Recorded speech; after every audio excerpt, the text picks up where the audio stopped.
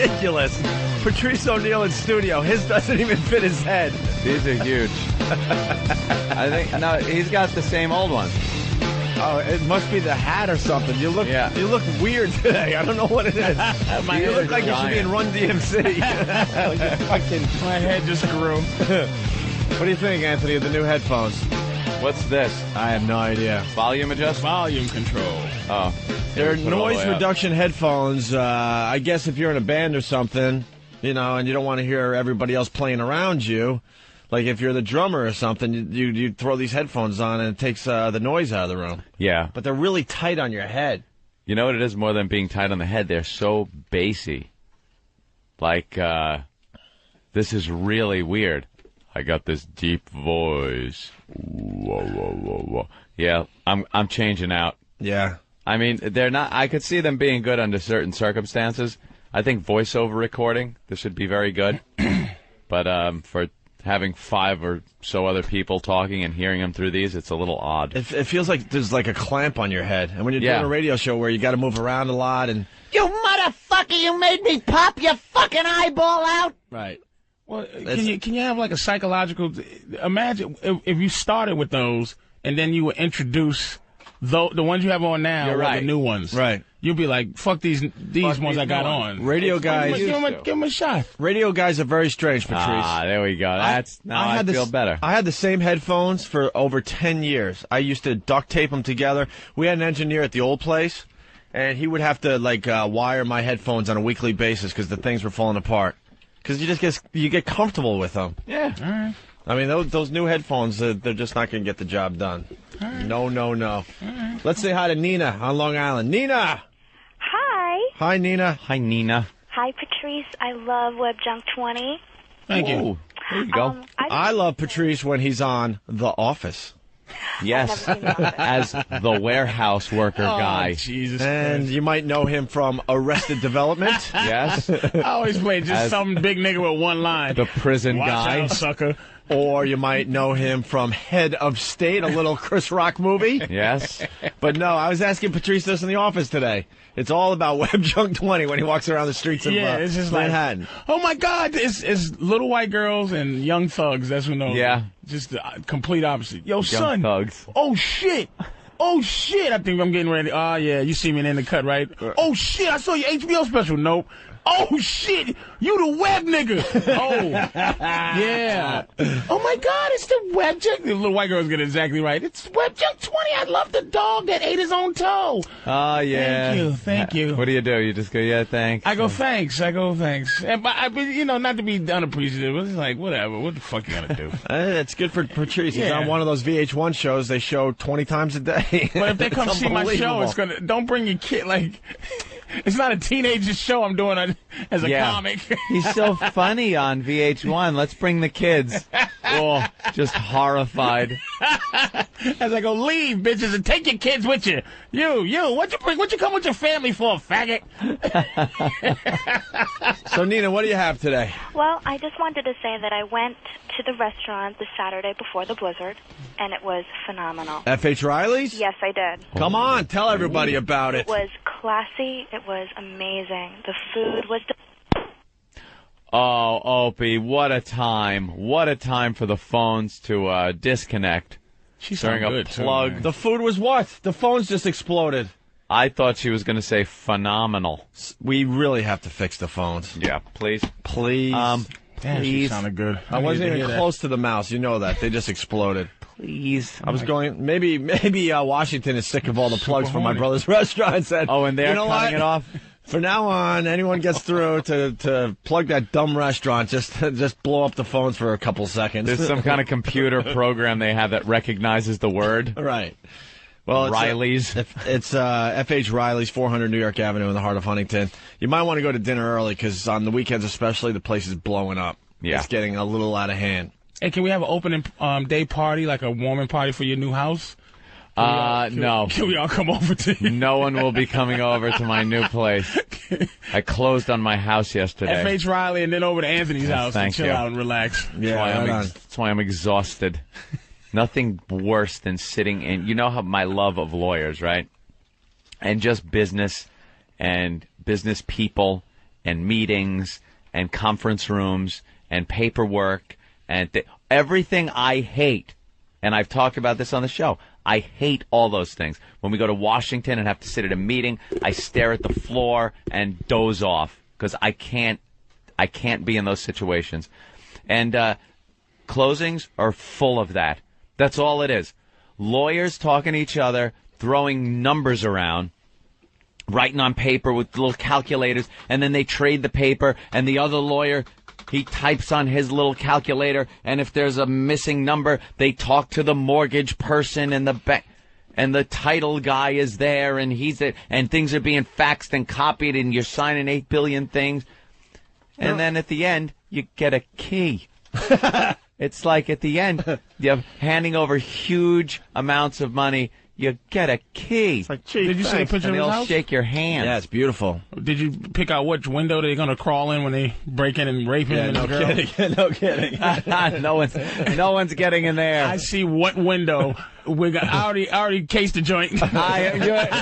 Patrice cased the joint through a picture. Right there, that window. Because that window right there. That's the one. His 8-car garage and his fucking big giant door with no knob on it. Bong, bong, bong. Hello. You ring? Yeah, he's gonna have a goddamn butler. And he's gonna have to marry his girl because it's a fucking it's not you can rent a house with a girlfriend. You cannot buy a house and people come over and go, hey, how you doing? This is my girlfriend up in the mansion. This is my bitch. She said you're in deep shit now. You can't have an 8-bathroom house and this is my girl. My girl. What are you saying? That's for like a bachelor pad or yeah. So imagine your friends come over, you walk in that big, what I saw, that huge 40,000 feet windows and shit, and you walk in and there's a woman in there and you want to go, hi, are you the lady of the house? Are you the first lady? Or, no, I'm his bitch walking around this fucking mansion. Cause that's how girls gonna be. Your girl's mad cool, but she was cool because she was a renter. How the fuck you gonna buy a house? My bitch, let me tell you, she's already planning when I like upgrade to a better apartment. She's like, are you thinking about moving in by yourself? It's like, yeah, but now you think your girl's gonna be walking around in the master bedroom and the fucking your friends come over. It's called a master suite. The master suite. Master suite. And she's your girl. Watch what happens. Watch what the fuck happens to him. You should have rented for the rest of your life, asshole. It's over. all that I'm not getting married shit, all your horse shit, you're gonna get married or she's gonna leave you. And he's not ready for her to just walk out. But I tell her to leave and I tell you, I go, bye bitch, and hear the echo in my big house. Bye bitch. Shut the front door. Take care, ho. I'm leaving, and she has two fucking bags. You know, Patrice has a very interesting way to look at women. Wow, what were you saying in the back office about your girl? Like we were talking about this thing in the Post today. Where is it? Where is the thing? Oh, fucking! And then you had a great angle on it, and then we'll get back to Anthony's house. In the New York Post, they have this article in the Pulse section called "Photo Site Strikes Back at Catcallers," and they got these girls that are maybe 6s. Maybe. Those two on the front. 6? Stop. I wouldn't even put him over a 4. I'm being nice. 4 down from a 10. Yeah, there's no way 4. 6. The one looks like a young Melissa Etheridge with a short haircut. She looks like Darren Etheridge.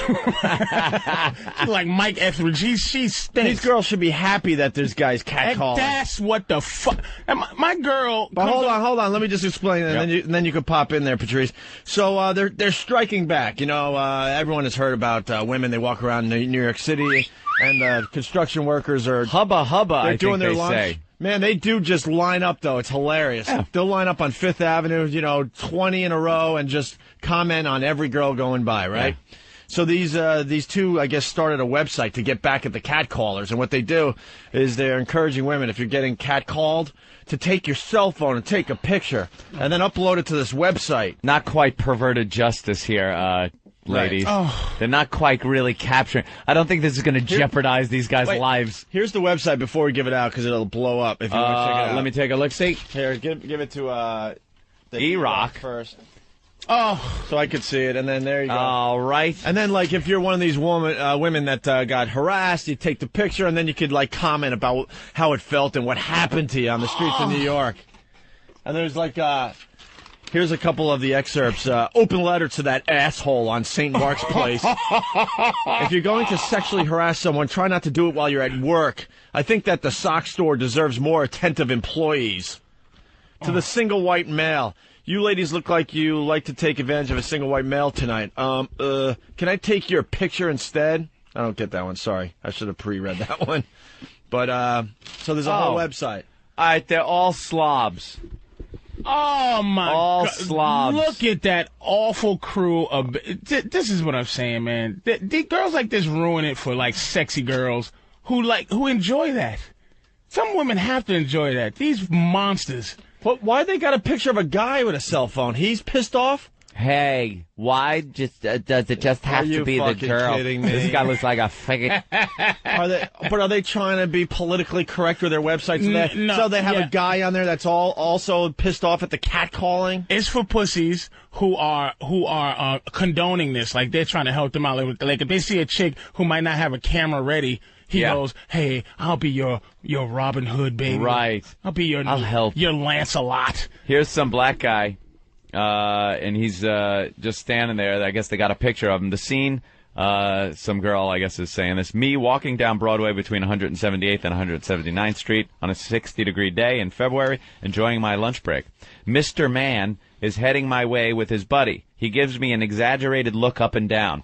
Mr. Man, That's yo, what baby. we're supposed to do. Nature taught that. They're hoping that these are guys with girlfriends too. That's their whole point. The single guys, what difference does this make? They want to get guys fired for like whatever, and they want to get guys. They want to get guys divorced and all that. Yeah, it's in our nature to look at you, ladies. And this is them. And the ladies are looking at us too. And I say the same thing to 75 bitches a day. Hey, booger bear.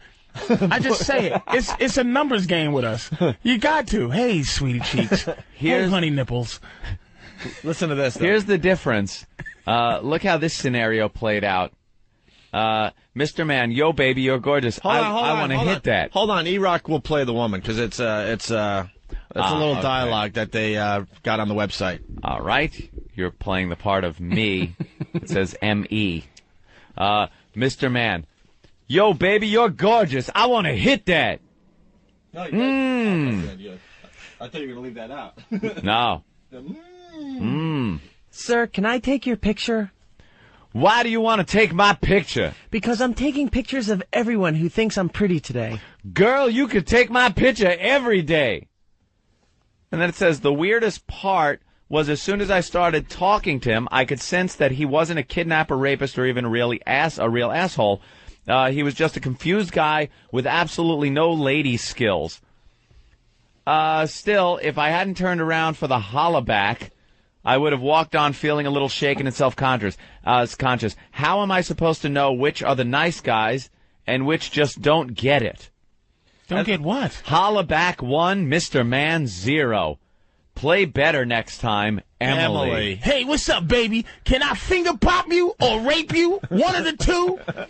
But that's what you're going to get, is just guy commenting like that. Well, holla back. New York City empowers New Yorkers to holla back at street harassers. This is the explanation on the website here.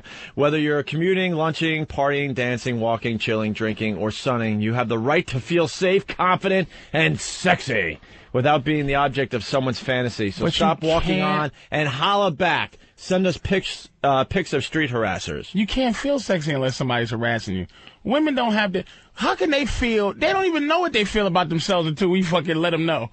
Here's what these guys are doing, too. Look at all the pictures. They're posing for the pictures. Mm-hmm. The girls are saying, hey, could I take your picture? And they go, yeah. That's entrapment. And they just take the picture, and they're smiling and having a good time because guys don't care. See how little skills women need to have to do shit? Mm-hmm. Even to set a guy up for their fucking website. Like, guys, we would be thinking all kind of amazing ways to take a picture of a bitch. Yeah. And she don't know. Right. You know, it's always going to be her looking in the skyline or fucking fixing her dress or something. Yeah. But them and us knowing how this should tell you how stupid this website is by how easy we're fucking ready to be an asshole. To take pictures. Exactly. To get picture taken. Did you see the one with the dirty old men? Yes. These fucking guys, they're way up there in years. They just want to look at a piece of ass as they're walking These are down 70-year-old men walking with down canes. the sidewalk. They look like they just got off a plane from London. Yeah. They got that's that how London, they're dressed. They got that London look to them, and all they're doing is walking down the sidewalk, checking it out, right? With canes. And this chick, Asia, couldn't deal with it, so she sent in this story in the picture. As I'm walking down Broadway, the man on the left hisses, "Nice!" I ignore him. When again I hear, "Nice!" I turn around to see if this old dude actually has the nerve to harass me. He lifts his cane, points it up and down my body, and with raised eyebrows repeats, "Nice!" Sure wasn't Norton? Apparently, Like his line. Apparently, Nice. For these two, wisdom doesn't come with age. You gotta be joking me, man. Something gotta be done about that shit, man. And there's their pictures. Could you see going down the street? I want a guy to walk down the street and walk up to a woman and go, "Hey, can I take your picture?" They'd go, "Ah!" Exactly. They'd be screaming, running away. The amount of skill it doesn't take to have this website. Because then they could do it to anybody. See, this is the type of shit. But like I said, it's the thing that makes life even. Mm-hmm. It's like the fact that girls can just do this so easy. Yeah. She walks up the street and she could just not look. You could look like a motherfucker that took her purse 6 years ago, and she just goes, "Can I take your picture?" Oh, okay. And just make up a goofy little a story. You know, you think this is all fucking legitimate? You got it. Exactly. Can I take your picture? Yeah. Sure, baby. Hey. Did you get that, or you need another one? And Did the flash go off? Now you're on the internet with, Yeah. That's why I hardly ever try to put my face. Well, there's a lot of internet shit in me now. Like, I let fans take pictures and shit. What are you going to do? I guess it's different if you, whatever, But, yeah. But on the street, dude, you know what I mean? Some chick just decides to have that kind of control. Snap a picture, you're on a website. For saying hello or nice. That's what we're supposed to say. To slobby girls. Look at the big fat one in the middle here. She's horrendous. Who is she? And it's a guy. Who's the guy? And they're all mad. Yeah, they're all angry with their arms outstretched with the camera phone. Fucking my girlfriend comes over my house, and there's a Puerto Rican dude that tries to, he damn near tries to rape her every time she comes in the house. And she comes, he's bothering her. And I'm like, bitch, if the day he doesn't try to rape you when he comes, is the day I leave you. So pull your bootstraps up, bitch. This is what he's supposed to be doing. I don't want my girl being safe. Oh, shit. Patrice just keeps his women in line, man. Oh, yeah. Fucking even set up an obstacle course to make sure she's worthy. Like, did he rape you? Well, he's not going to rape you, but he's going to harass you, bitch. You need to be harassed. I don't want no harassless bitch in my life. So this website has a lot of stories of guys that are just doing what guys are supposed to do. Yeah. And these girls are not liking it, and they're taking the pictures and sending them into this website. It's a numbers game, Opie. I mean, not for you. You're in love and whatever. You fucking faithful, but it's like it's usually a numbers game. To motherfuckers who out there getting girls, you try to get as many. We don't like quality, we like quantity up until a point till you siphon through the amount of women. Mm-hmm. You find that one that you go, okay, this could be. I can hang out with her. I'll give her a little time and some attention. Right. But other than that, man, if any woman out there meets a guy and he says, "Oh, I'm single," he's not single. He has at least 30 bitches that is around. Like if I told my girls, like, if you left me, the amount of women that you represent. If my girl left me, I'd be hurt. But I wouldn't be totally out there. What I would do is I think my girl in my life is worth 5 bitches now. And if she left me, I'd take her spot with 5 bitches. It don't matter who they are. That's the exchange rate on your girl. That's the exchange rate of my girl. She has built up to at least 5 women, man. Wow. 5. And why does she stay with you? I'm a good man. I'm a good man. As much shit as I talk, I'm a good man, but I don't, you know, we had a big argument the other day. I was like, look, let's just break up for like a few weeks. Because she thinks she knows. Look at you. Wow. A few weeks. Well, because she thinks she knows where the sky is now. Like, what women do is they get sick of you. They got two halves of their brain. They got one half that goes, you know, I love him so much. Anthony's beautiful. And it's the other side that goes, fuck that nigga. He ain't shit. I'm a better motherfucker than him. So there's always that war. So basically, there's a time, like, I'm sure you tell your girl things, like, she's younger than you, so there's things that you know. Like, if you're 12 years older than your woman, right, and you're trying to talk to her, and she's like, I know. It's like, hold up, bitch. So if you're 24 years old, can a 12-year-old person say to you, I know. You're 12 years younger than me if you're 12 years younger than me, bitch. My girl's not that young. She's like 4 years younger than me.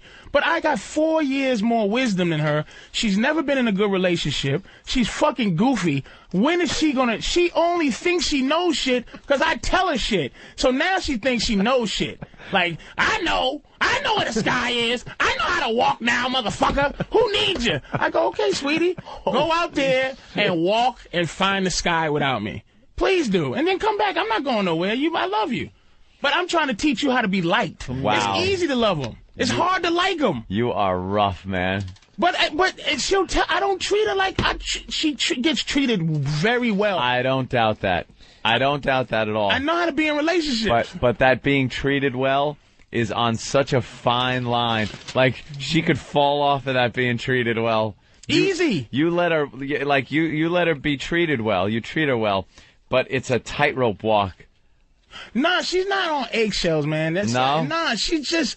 When you tell a bitch, why don't we break up, you leave, this ain't fucking bothering me, you think you know to go see the world and come Anthony, back. I'd be crushed, but I'd be crushed in a reasonable sense. I would have to take her place. She has filled up my body 5 bitches worth. 5 bitches. Yo, give me 5 bitches worth. Trade her in. Yeah, all right. Hot bitch from Whackbag. Patrice, you're such a fucking caveman. Your poor girlfriend must have the worst self-esteem to be with your Fred Flintstone ass. Why is that Fred Flintstone? Because, look, I'm telling you, Anthony, what's going to happen when you get this house. Right. She's going to want to marry you. And you're going to have to put yourself in a position to either take a loss or get married. It's going to happen. See, I don't see this coming. You can't be a girlfriend in a mansion unless there's other girlfriends. See, you can't. You either got to be married in a mansion or have 30 bitches walking around naked. Like half.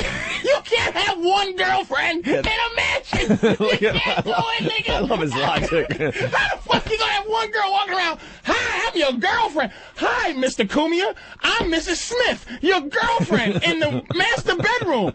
Because she's going to be in there and she's going to be like, oh, my God, this motherfucker can just throw me out. So it's either a wife or a harem. A wife or a lot of hoes. All right, listen, let's get back to the hollowbacks. Holy shit. You are a pisser. Let's get back to this website because I think a lot of listeners want to comment and maybe post on this fine website. Ah, yes. Maybe show them what... well, maybe we shouldn't say that, but you can send whatever kind of picture you want. How's that? Hey, why not? It's a free country, right? If you've ever yelled out to a girl and been rude on the street, I think it's your responsibility to submit your own picture because you've been abusive like that to women on the street. And I think instead of waiting for a girl to take your picture, take the initiative. Take some responsibility and send your own picture That's in right. there. And maybe they want to hear from the women that have no problem with this, by the way. I mean, I know that Steve and Ben get a lot of pictures from our listeners. Yes. Especially at Jimmy's request. Perhaps some of those photos should make their way to this site. Well, the website is hollabacknyc.com. Holla is HOLLA. BackNYC.com. HollaBackNYC.com. HOLLABACK NYC. Holla. Let's go to Chris on Long Island. Chris, what's up? Hey, I just wanted to go back and say what that girl was saying about F.H. Riley's. I was there the other day, and it was awesome. I'm telling you, the food is unbelievable. Try it for yourself.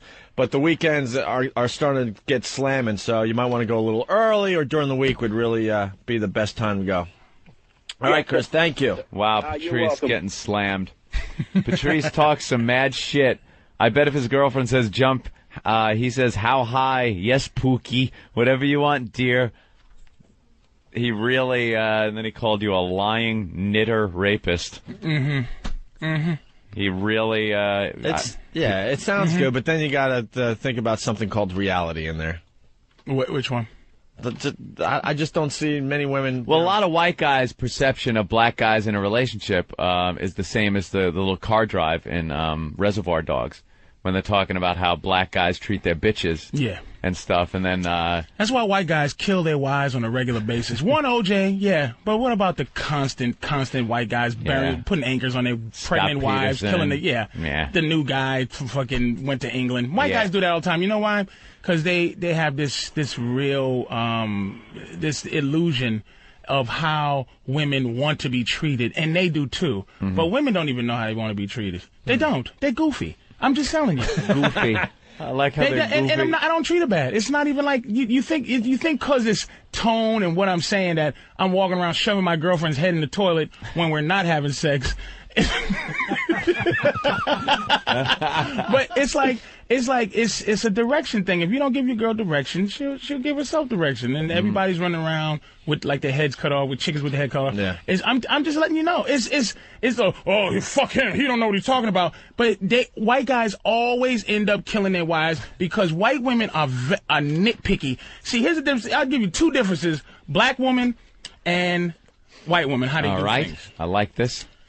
Black women, let's say, you know how women get this thing where they feel like, you ever eat at a restaurant and your food, you're brought. This is the thing that you have to learn how to do. If the waiter, you go, I want French fries, the waiter brings you rice. And your girlfriend goes, he didn't order rice. He ordered French fries. Excuse me. I'm looking, and you gotta go, bitch. I'm sorry. I can be in control of my own fucking carbohydrates, bitch. Do not feel you need to protect my fucking plate. Holy. Soon they try to wiggle in and figure out a way to bitch you up. All you have to do is have them look at you like, you know what? This motherfucker's all man. I don't need to step in unless it's fucking necessary. I'm in his corner when he needs it, like a cut man, like a boxer. The fucking the trainer doesn't get in and go in the dude's ear while he's boxing. Come on, motherfucker, jab! At the end, he goes, "You all right, man? Listen, you don't need help. You need help." That's what a woman is. It's like she's in your corner trainer to go, "All right, he don't need my fucking training right now. He's a boxer. He's a man. Knows what he's doing. He knows what he's doing." It's little fucking things, man, that you have to let them know. You know what? I don't need that. But women, I'm telling you, they get this thing where, back to the difference. The black women will go, like, say you go to a store. I used to have this girlfriend who, it was amazing. She would get me, if I could wear a shirt and it could be ripped, it could be sweat stains underneath, it could smell like shit, and she would get my money back. Because she would go in there, and here's the difference. She would let you try to be a man. This is why it's hard. It's harder to deal with black women. She would let you be a man for the 5 minutes that you needed to be, like, to get there. Like, you go, girl, go in there and get that money for that shirt. And you would go in and go, I had this shirt for 6 months, and this has a rip in it. And I was wondering if I could move, nigga. You ain't doing enough. This motherfucking shirt it's only been 6 months. Give him his motherfucking money back. Okay. Black women give you 2 seconds to try to be a man. Right? And then, they'll go for it. They'll take over. And it's volatile. It's a volatile thing. White people's relationships aren't volatile. No. It's the white woman whispering man stuff in your ear until you kill her. So you kill Sweetie, are you gonna let him, you're not gonna go get the money for that shirt. Listen, stop being such a faggot. And stop being such a piece of shit up a spineless worm. And go get your money. Go get him, baby. Go get him. Go, you're a man. Supposedly, you're a man. That's what I heard. And this constant needling and constant fucking in your head until you fucking kill her. You snap and choke. Because you leave all your emotions deep inside. All right, let's go to Bill in New Hampshire. Bill, what's up? What's up, man? Hey. Patrice, Just getting divorced, an 11-year relationship, started dating this broad, kind of hanging out with her all day. I'm not really dating her, I'm just becoming friends. I want to know, how do you think I should play it? White girl, got a kid, I got kids. You just hanging out and shit like that. But I don't know, I feel a little, oh, geez, this is a little gay on the radio. But that's, I don't know, how should I But play you don't sound like you have a specific problem that need be addressed. No, it's just, I guess it'd be the wife and her ex, those situations, and dealing with the exes and the fathers and the mother of the babies. Oh, just, my girlfriend got a baby from another dude. I don't even know Oh, the motherfucker. really? Yeah, I don't even know the motherfucker. Really? I never met him, How do don't you want to play meet him. that? How do you play that? I have sex with his baby's mama. That's his situation. See, that's the thing. You can't be so attached to that body, man. You forget it. It's like you're never gonna meet a girl whose hymen ain't broken. You know what I'm saying? None of them are special. How old's the kid? It's about 7. Oh, Jesus. Have you ever met the kid? Yeah. We meet the kids. The kid likes me. I like the kid. I don't try to raise her. She just has to respect me because I'm a grown man. When the kid's father comes around, what do you do? He don't come around. And if he did, I'd be. They know I exist. I buy her beds and shit. I buy her like toys. I'm really, you're playing I really confuse the issue with shit. Right. I'm a nice but the thing is, you'll never ever have to worry about that shit. Concentrate on your relationship with this chick. I'm telling you, don't worry about it. Here's the thing, man. A good relationship is always one where the girl is a little bit insecure. Not like, oh, bitch, your breath stink or your head's fat. It's just that she's not comfortable whether or not you'll be happy if you leave. I'm telling you, if she thinks you'll be ecstatic if she leaves, she won't fucking go nowhere. So you always play the card like you don't give a fuck, even if you do. Nice. And the beauty of this whole thing is Patrice's girl is beautiful. She's gorgeous. Nice. She's beautiful. How you think a fucking mess like me could get a gorgeous girl? And I don't fuck with ugly bitches. I might fuck with an ugly bitch. It's all psychological. But I love beautiful women. I want to get, it's psychological. It's a mind thing. I can't outfuck anybody. My dick is, hey, Patrice. You know, before can't outfuck a guy, some young guy with a good back. Before we try to move on a little bit, okay? All right, man. Can you tell the story you were telling in the office? Oh, really? Oh, shit. Yeah, a few years ago. This is a real story, right? Yeah, absolutely, It's based on reality, so it'll be all right. I met this chick. Speaking of chicks and girls. Just crazy shit. Shit. Oh, and this is, you know what this is relevant to? It's relevant to, if you act like you don't give a shit, women's power is in your fear of whatever they're going to do. It's like, whatever. So I met this girl. We went back to my house. We was fucking around a little bit. So she was my favorite. This is a sex story. My favorite position. My favorite sex anything is not even sex anymore. This is my favorite thing. Is I'm laying down. The girl is draped over my left nipple and she's sucking on my right nipple. I have my thumb in the vagina like, and I'm grabbing the ass with my thumb in the pussy. Can you picture it? So my thumb's in the pussy. I'm grabbing the ass. I'm sucking her titty. She's sucking mine. So I'm sucking long enough, and milk starts to Oh, Jesus. Milk starts to shoot out. It gets better, kid. So I go, in my head, I should go, oh, this is disgusting. Yeah. But I go, wow, I'm thinking of like Lactate Mama's 9, you know, on the porn. I'm like, wow, this is a porno shit. This is some, you know, I'm like, this so is I'm like, heavy shit. I'm like, oh, yeah. She's like, I go, yeah, where's your baby? Thinking like a bad girl thing, like, yeah, your baby's somewhere with the babysitter while you're fucking this guy. Where's your baby? She goes, oh, I had a miscarriage, Daddy. So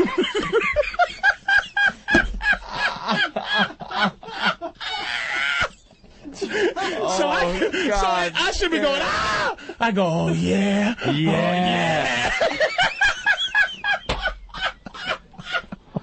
Oh, is that awful? I had a miscarriage, Daddy. I was like, yeah, I bet you did. In my head, I was going, ah!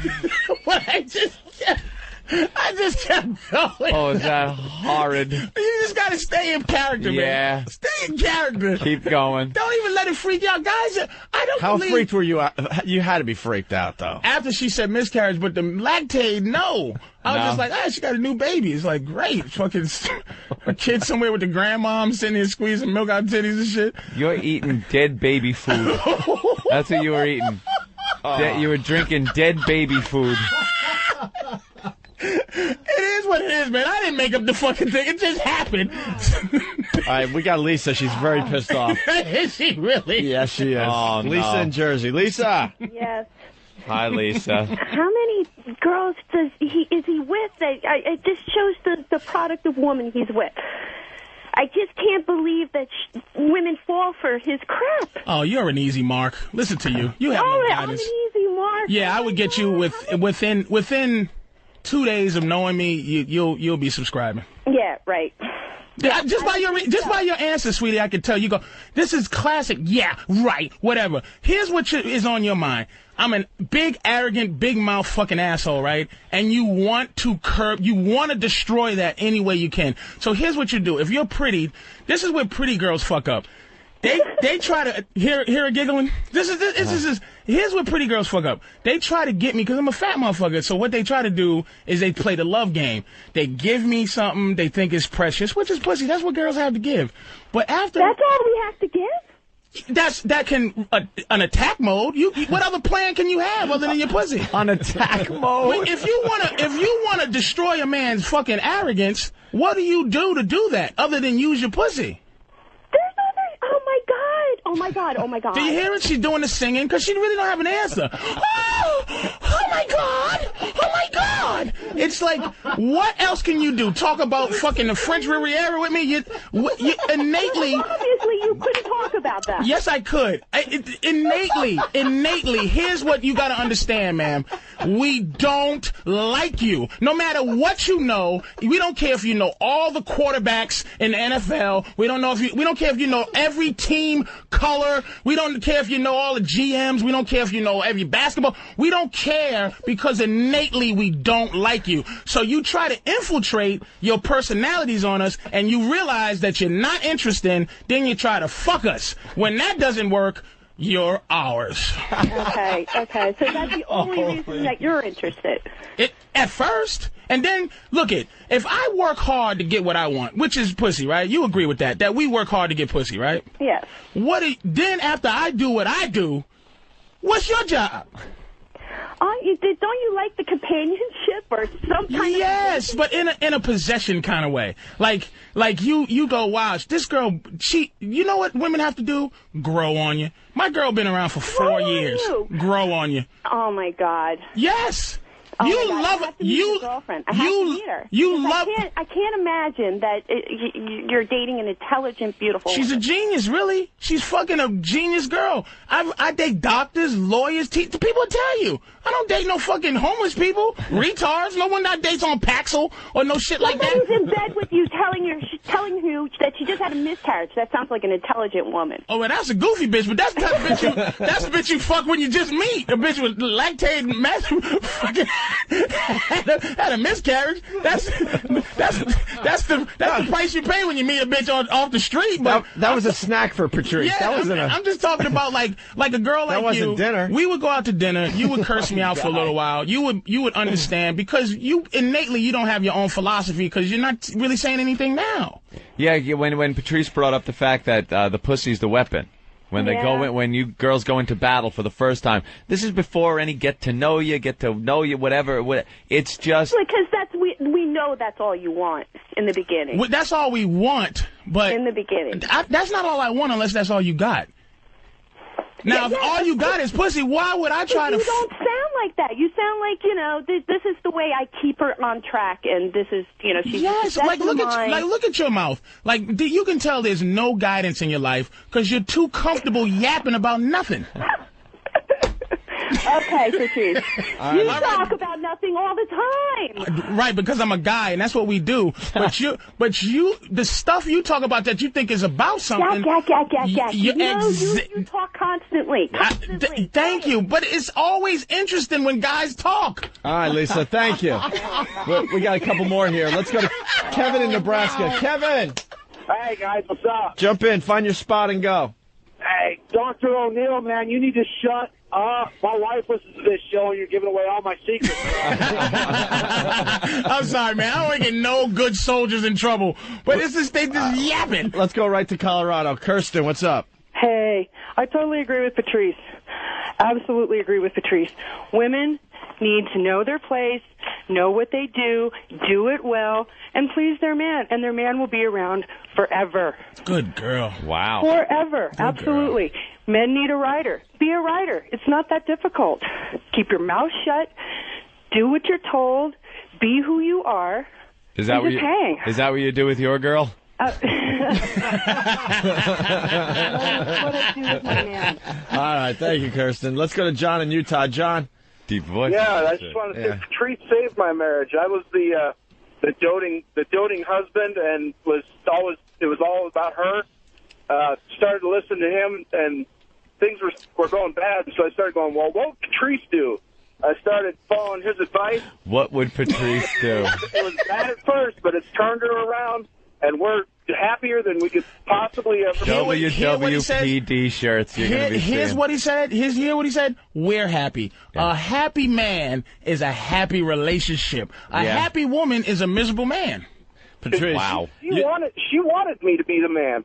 That's what the fucking point is. You got to do a one-shot deal, a relationship advice show for this channel. God. Like 1 hour, 2 hours, whatever you want to handle. I'll do it. It's just simple. We'll work that out with Washington. We'll get Patrice O'Neill on the show by himself, just taking calls. Why it works about your for me. relationships. Here's why here's why you should always understand why it's legitimate. I'm a fucking mess physically. Like, I'm trying to try to get in shape one of these days, but naked, if you look at me naked next to my girl, you will go, what the fuck? Like, my self-esteem has to, like, when I fuck her, I have to go, why is she fucking me? I would never give me no pussy. And it's like, I'm looking at her going, what's she up to? This is, like, my low self-esteem. Gotta be an ulterior motive. my self-esteem so low is high. Like, I go, what is this bitch after? But I start realizing it's a mind thing. All they want is just a motherfucker they can look at and blink slow and respect. And you know, it's not about beating them and subjugating them. It's about they look at you and feel like they don't need to be your mama. That's it. That they go, wow, this motherfucker is in my corner. He handles his business. You know how sexy. This is what I'm saying. Your house situation, you become 1,000,000 times sexier. Because that's some man shit you did is buy a fucking mansion. That's some man shit. You bought a mansion, Anthony. So it's like your girl can't help but go, this motherfucker. When you're renting, she can kind of, that other half of her voice that tries to put you down, she can look at you and go, this faggot is renting at 59. But now it's like, this nigga's renting a house, this pussy ass nigga. You bought a mansion, nigga, and clothes. She wants you more. You're hotter. 59, finally. You're hotter than you was when you was renting. It's a fact. Fuck, man. Wow. That's really good. Hey, wait, hold on a minute. Let's go to John. You got people, man, reacted today. Oh, yeah. John in Pennsylvania. Patrice, I'm impressed, dude. You know how to keep your woman in line without a contract. Yeah, man. It's mine shit, dude. It's mine. I'm telling you. It's like, it's pimping without beating her and making her sell pussy. It's just, they want that, dude. Don't ever let them convince they don't want that. What will they do without, like, a man's guidance? You ever see a woman that once, like, they try to, you see how the success to a woman is being like a guy? It's like, I do this, I do that, I do this and that, and we can care less. Like a sexy man, like fucking a female Opie, like a woman that's in the same position that's Opie's in, is not any sexier than the bitch that works at McDonald's if she's cute. That's the thing about us. We don't. Good point. Very good point. You don't see a woman walk down the street. A lot of people are calling you the Black Dr. Phil. Black Dr. Phil. That's the name of your show. We're going to give Patrice like 1 or 2 hours, see how it goes. Black Phil. It's going to be the Black Dr. Phil with Patrice O'Neill. Black ass Phillip. All right. Don's listening. We got to set that up. You want to do, I don't know, when would it make sense? As soon as I get my fucking whole mind straight, like I just go off on impromptu. No, let's just turn on the freaking channel and just let the phones ring and see what happens for an hour. Fuck. You know, we'll set that up in the very near future. Let's go to Turtle from Whackbag. Turtle. Hey, guys. Listen, Patrice, you're absolutely right. I've been jumping through hoops ever since I met my wife, trying to get the pussy, and once you got it, they put up more hoops for you to jump through. I got to go home and implement the O'Neill standard in my home. The O'Neill standard, because wow. she knows eventually you're going to figure out, if she doesn't constantly apply pressure, that you're going to figure out, holy shit. What? Like, my man, he was nervous that his wife was going to leave him, and I go, let me ask you a question. Like, if we really sit down, if my woman left, your woman left, you go, what would you really miss about her? Exactly. Like, what would you miss? It's your own arrogance, our arrogance as men, because they're possessions, and if they leave, it's like, oh, it's like losing your favorite pencil, but it's like... He's equating a relationship, a loving relationship of years to losing maybe your favorite pencil. It doesn't even sound like it's a number 2 pencil. No. Where is that fucking pencil? But that's our arrogance. That's why we lose our minds when women live, because when they leave us and things like that, because we're so fucking arrogant to think that we control them. I don't think I control my girl. I just let her know she can't control me, which is all she needs to do. That's it. She knows she cannot fuck around with me. That is not her job to make me miserable. It ain't her fucking job. No one says that she's supposed to make. Who the fuck? You know what? Who says I'm supposed to do anything for you, bitch? Open a door, pull a chair out. It's all desire. You better make me want to do that. Just like I gave the desire to you want to fuck me. That we do, that they go, oh, I want you, I want to fuck you, and you go, we do our job. Make us want to spend time with you, as opposed to, rah! All right, let's get back to the phones. There's some great stuff here. Asaf from New Jersey. Hey, let me get this straight. Patrice, you have a chick who, has a kid from another guy, and then you suck somebody's tits who had a miscarriage from another guy. That was a mistake, though. Yeah. Way to break through that You don't go into that knowing. You don't go into that knowing beforehand. He said, you know what he's trying to say? Black girls stereotype that I can't find a bitch that doesn't have a kid or one on the way. Your ass, that's pretty fucked up, man. Let's go to Leo in the Bronx. Leo. Yeah. Let's go. What's going on? Hey, I got to say that Patrice, man, you're dead on. I did my own little thing with a woman. I've been with her for 4 years, and like the first 3 years, I was the biggest motherfucker to her. And it's like she gave me the best treatment. I even moved out of state with my ex, and she stood by me. I came back, and she just kept on just giving me the best treatment in the world. And the minute I decided I want to try and settle down and treat her right, she started acting like the biggest bitch. That's how Harlem got hooked on heroin in the 20s. They give you the uncut dope, and then soon as you go, they go, got you punk motherfucker. That's what they do, and it's not their fault.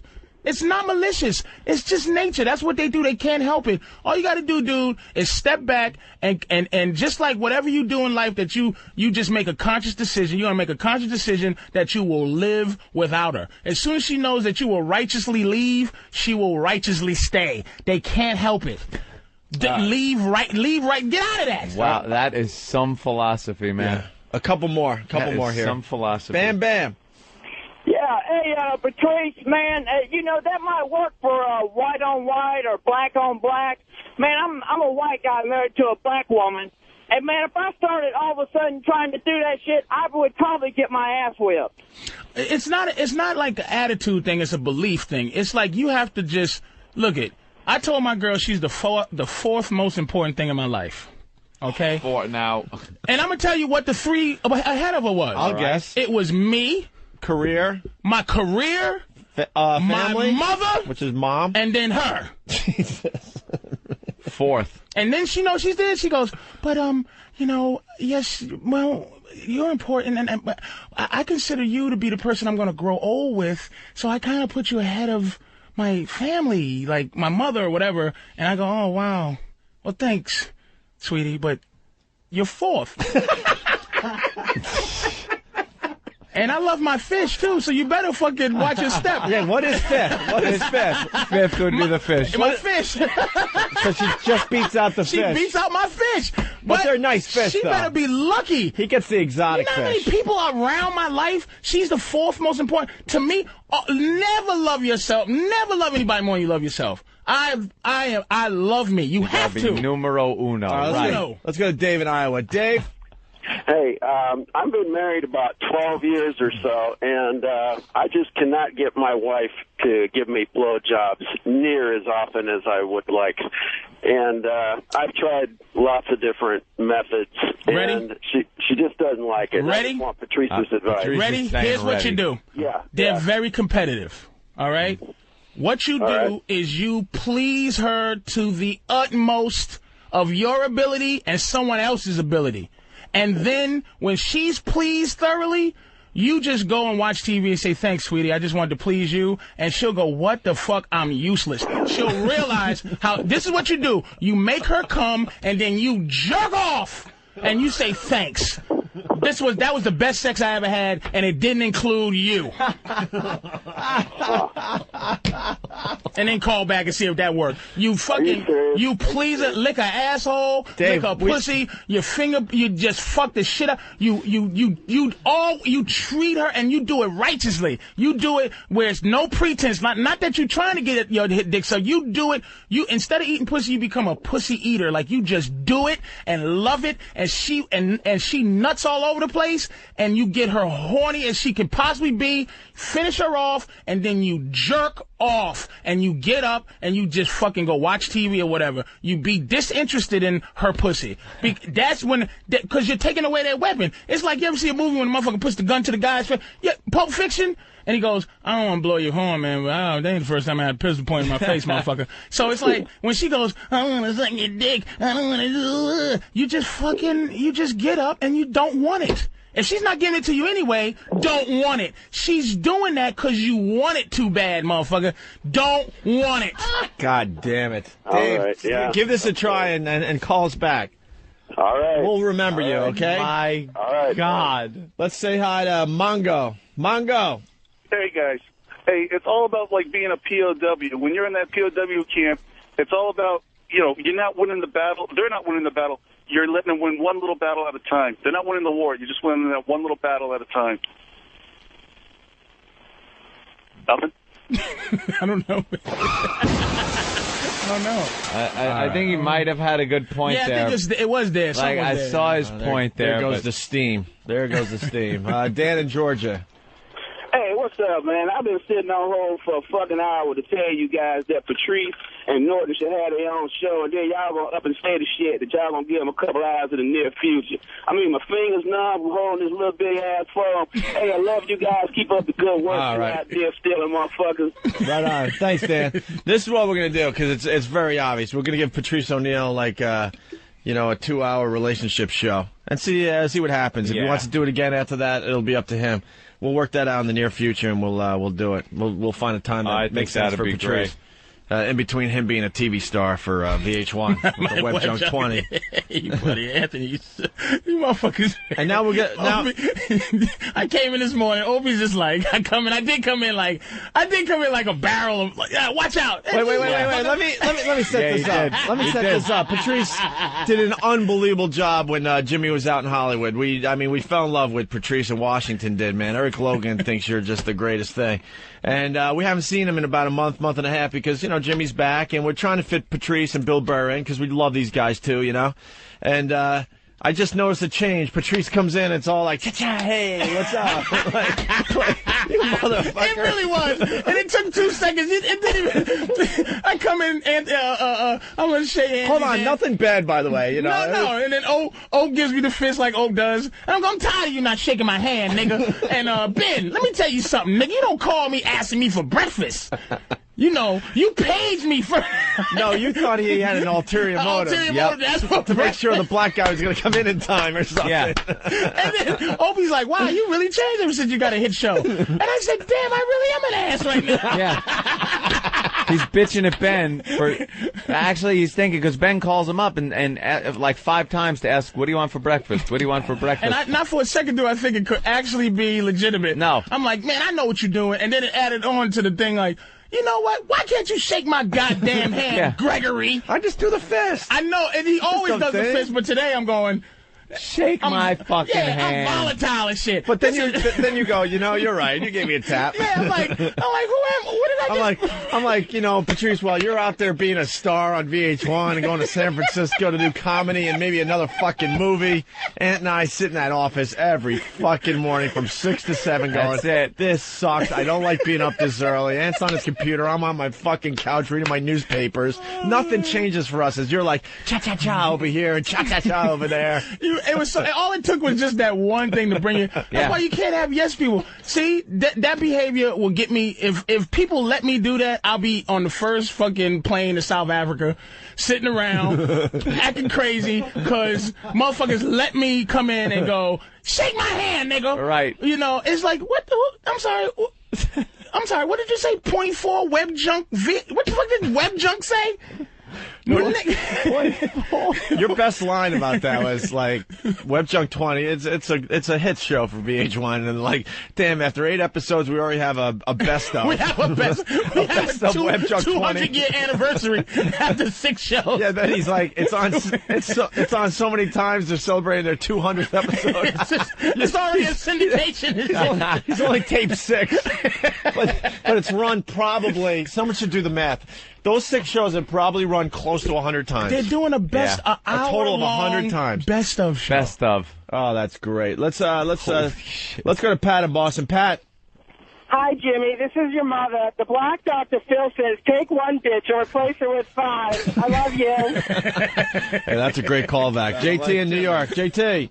Guys, what's up, man? Hey. The show's going in a different direction. I don't want to ruin the flow. No, go ahead. Patrice, dude, I've been in a relationship now for 4 years. I'm with the lady. She had a kid before. We have a kid together. Man, I ain't got laid in 3 months. And I'm just trying to figure out what to do. I'm not an ugly dude. I get, numbers thrown at me regularly. But do I cheat? Do I stick it out? I've been trying to get laid. I don't know what the fuck to do, man. Help me. You go. Let me tell you something. What do you do for a living? I'm a full-time student, and I'm a barber. You're a student. You got women friends?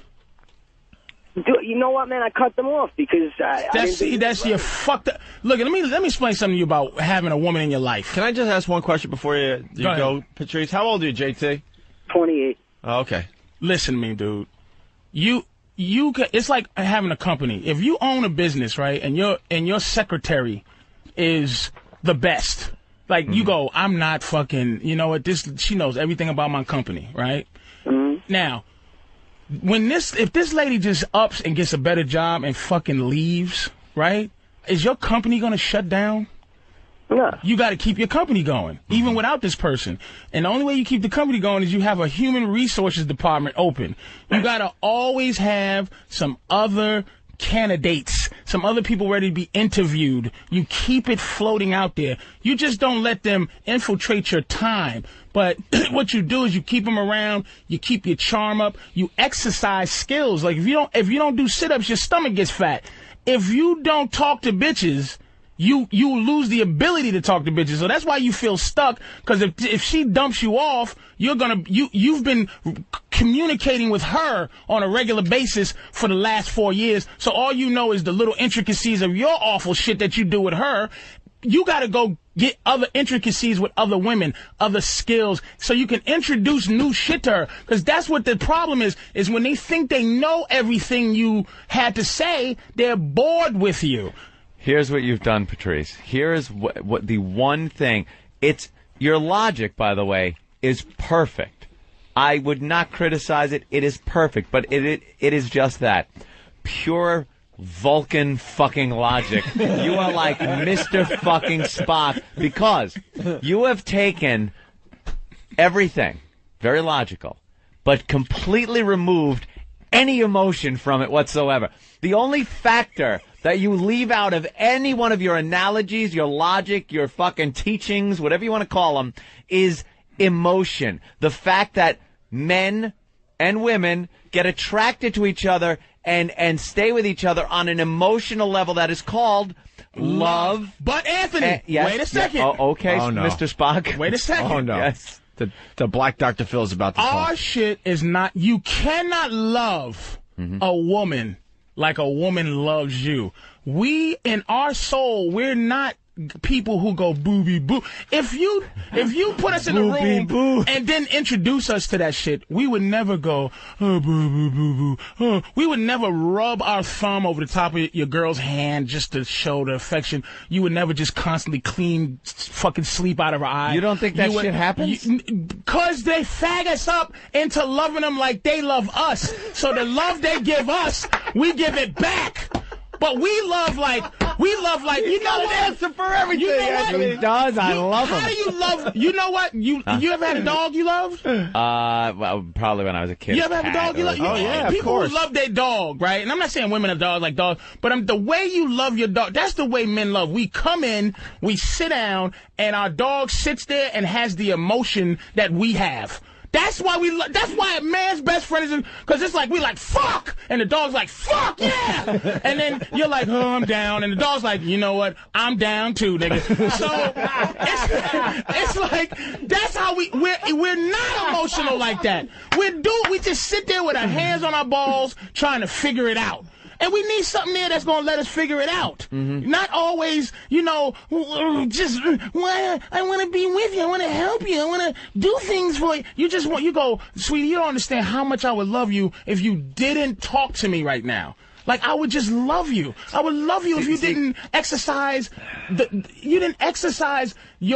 privileges that you thought you had. My ex-girlfriend to this day, good friends, man. And we had a talk about why we broke up. And I said, wow. I said, you know what? You see how cool you are right now? I get off the phone and you go, all right, talk to you later, sweetie. And I go, hey, listen, I got to go. And you go, all right, cool. Or I say I'm going to call you back and I don't. And you don't go, why didn't you call me back? You just are cool. She goes, yeah. I go, why couldn't you be that cool when we was together? Because it's entitlement. That's the word. She used the advantage that she had in her fucking, in the title that I gave her as girlfriend, and she thought that that's what she's supposed to do. They're not supposed to do that. We can change the whole way they think, man, if we just apply ourselves. She don't cause me problems. She don't. And I told my girlfriend now, who was with me, and this is true, and I'll tell her this, I don't show off. She was with me for 4 years. I've been with her for 6 months. Oh, my God. Redbeard. Shit. Jump in, Redbeard. I got a question for you, Patrice. Me and my wife have been together about 10 years, and when I'm eating her out and fingering her and just going at it, full blast, best eating she could have, when she's about to climax, she pushes me away and closes her legs and says, no, I can't. And just says, give me the dick, give me the dick. Do you know what's going on? That's rape fantasy. She feels guilty for the pleasure she's having about sex, and she might have been touch funny. And that's no bullshit. And that's no bullshit. She might have been touch funny because he does an answer for everything. Because she does not. That pleasure is guilt for her. And what that is when, like, you read about it when, like, little kids are molested, it's like they feel good when it's happening, but it's like this is bad, and the feeling in the body is good in some fucked up way. I've been with a couple of girls molested, so you're talking through, and it's like what happens is when they get that feeling of like, oh my God, this feels good, they shut down because it's like it attaches themselves to some fucked up thing. So you if gotta someone just was let choking you with a vanilla ice cream cone, it would be like, oh my God, I'm being choked, but you'd still go, that tastes really good. Oh my God! Right. So you just what you have to do is let her know it's all right, that it wasn't her fault, and it's all right for her to be the whore. Just let her know it's all right to be a whore. I want to move on, but the phone calls are too good, man. Coming in like Scott crazy. in Jersey, what's up? Yeah, Patrice, you helped me have the best sex I ever had. Oh. All I had to say was, it's cold out here. Oh, we got to play that for you. Go find that. We're going to change gears in a second here. We got to find something for Patrice. But first, it's Janet in Ohio. Janet. Hello. Patrice, you're full of bullshit. Mm-hmm. You know that? Yeah. I hate to tell you something. There are men, like Anthony said just a little bit ago, that do love each other with women and are very kind, because my husband happens to be that way. And that's why you're such the pleasant animal you are now. You're just so lovely and just like that. And you know what? The comfort zone you have in talking to me like that, imagine the comfort zone you have with your fucking husband. He does not like you. He gives you things. He gives you things out of obligation, asshole. That's what he does. Shit, yes, yes. You couldn't. All right, make me like you right now. Be likable. All right. Oh, Jesus Christ! You're so full of bullshit. Make a sexy voice. The voice you use for your husband when you're turning him on. When I'm turning him Exactly. on? Repeat the question, because you don't have an answer. You just go, fuck me, love me, feed me. That's what you do. That's what you got. My girl would never get on the fucking phone and talk to other soldiers with your fucking voice, because she knows that, you know what? The only thing keeping motherfucking men from running shit is the fact that we let you talk. Like the fact that I'm allowing you to just talk to your husband. Lets you get up and go, honey, get up, come to bed. Do this, go feed to this, go take care of that. And he goes, okay. And you know what I would say to you? Shut your fucking mouth. You know what? I'm 36. Who the fuck are you talking to? That's what I would say to you. And then what would you say? You're bullshit. That's all you would say. You would understand that the power that you have is the power I let you have. All right, give Janet a second. Go ahead, Janet. No. Hey, I happen to be 31, so is my husband, and he doesn't let me talk. We talk because we enjoy each other, and that's the way it should be. Really? Is that why? When is he on the phone? Is your husband on the phone? Where's he at? No, my husband's a truck driver. Exactly. Wonderful job for a woman like you. That motherfucker's on the road 7.5 days out of 6 just to get the fuck away from you. You are so fucking full of bullshit, because he's not gone 7 days a week. My husband comes days out of 6. That is brilliant. He would rather see the weigh-in station than to see you and your fucking annoyingness, because I hear the entitlement in your voice. You talking to me like you talk to every guy because your husband enables you to say shit like that. You shouldn't be that comfortable being annoying. You shouldn't be that comfortable. You're a 31-year-old truck driver's wife. Let me tell you something. I happen to stay home with my 2 beautiful girls that need me, and that's why he gave me the option of doing. He gave you the option to do? No, he asked me if I wanted to work or if I wanted to go and stay home. He gave you that. He gave you that option. See, that's the silly part of what you're saying. What is the choice between having a career and taking care of your kids? Is there an option to that? Oh yeah, because kids are a career. Because you got wait. If you had a choice to work or take care of your children, which one would people say they're going to do? More than likely, probably take care of their babies. Take care of their kids. So where's the option that he gave you? Here's the option he gave you. Stay the fuck home while I drive around away from you. That's the option. No. I like how he puts it the lowest common denominator. Right. Patrice just whittles it down. Because that's what it is. Because that's the most. I mean, all men are that way. We just spent 8 months trying to get women to listen to the show, and in 1 hour, Patrice just swept the floor clean, man. They're back to their morning zoos. This is. But you see what she's saying? I'm an asshole. Hate is the same thing as love. Male chauvinist. Do you hear the emotion it's evoking? She's getting built. That turns into pure, raw, fucking prehistoric energy this lady has. She hasn't had it in years. Prehistoric. All right. Call me an asshole again, baby. Say it. Just say it. Because you're an asshole. You hear how delicious that sounded? Listen, you hear the little giggle? Patrice, I gotta that's my ask next you wife. I gotta ask you something. Yeah. I gotta ask you. Like the way you sound, you make it sound like every guy is capable of this type of action that you do. It's absolutely. But let me put it this way. Some guys, their girls are so important to them that it's almost like you're saying, let's say you're in Vegas. You got a pile of fucking chips. Pile of chips. Yeah. These chips mean a lot to you. Right. You seem like the kind of guy that is willing to put that motherfucker down and, look, I'm gambling it. If I lose it, what the fuck? If I win, hey, I got twice as much. You are willing to take a relationship and lay it on the line and willing to have it walk out the fucking door. Anthony, you're a movie genius. What did De Niro say? What was one of his famous lines from fucking Heat? Oh shit, Heat is one I'm not as familiar with. He said that don't attach yourself to nothing you can't walk out in 30 seconds or less. And that is how you're supposed to approach it. As soon as you feel the heat on, as soon as you feel like, whoa, this is not fun. There is not one reason why you should have a bad time in a relationship. Why?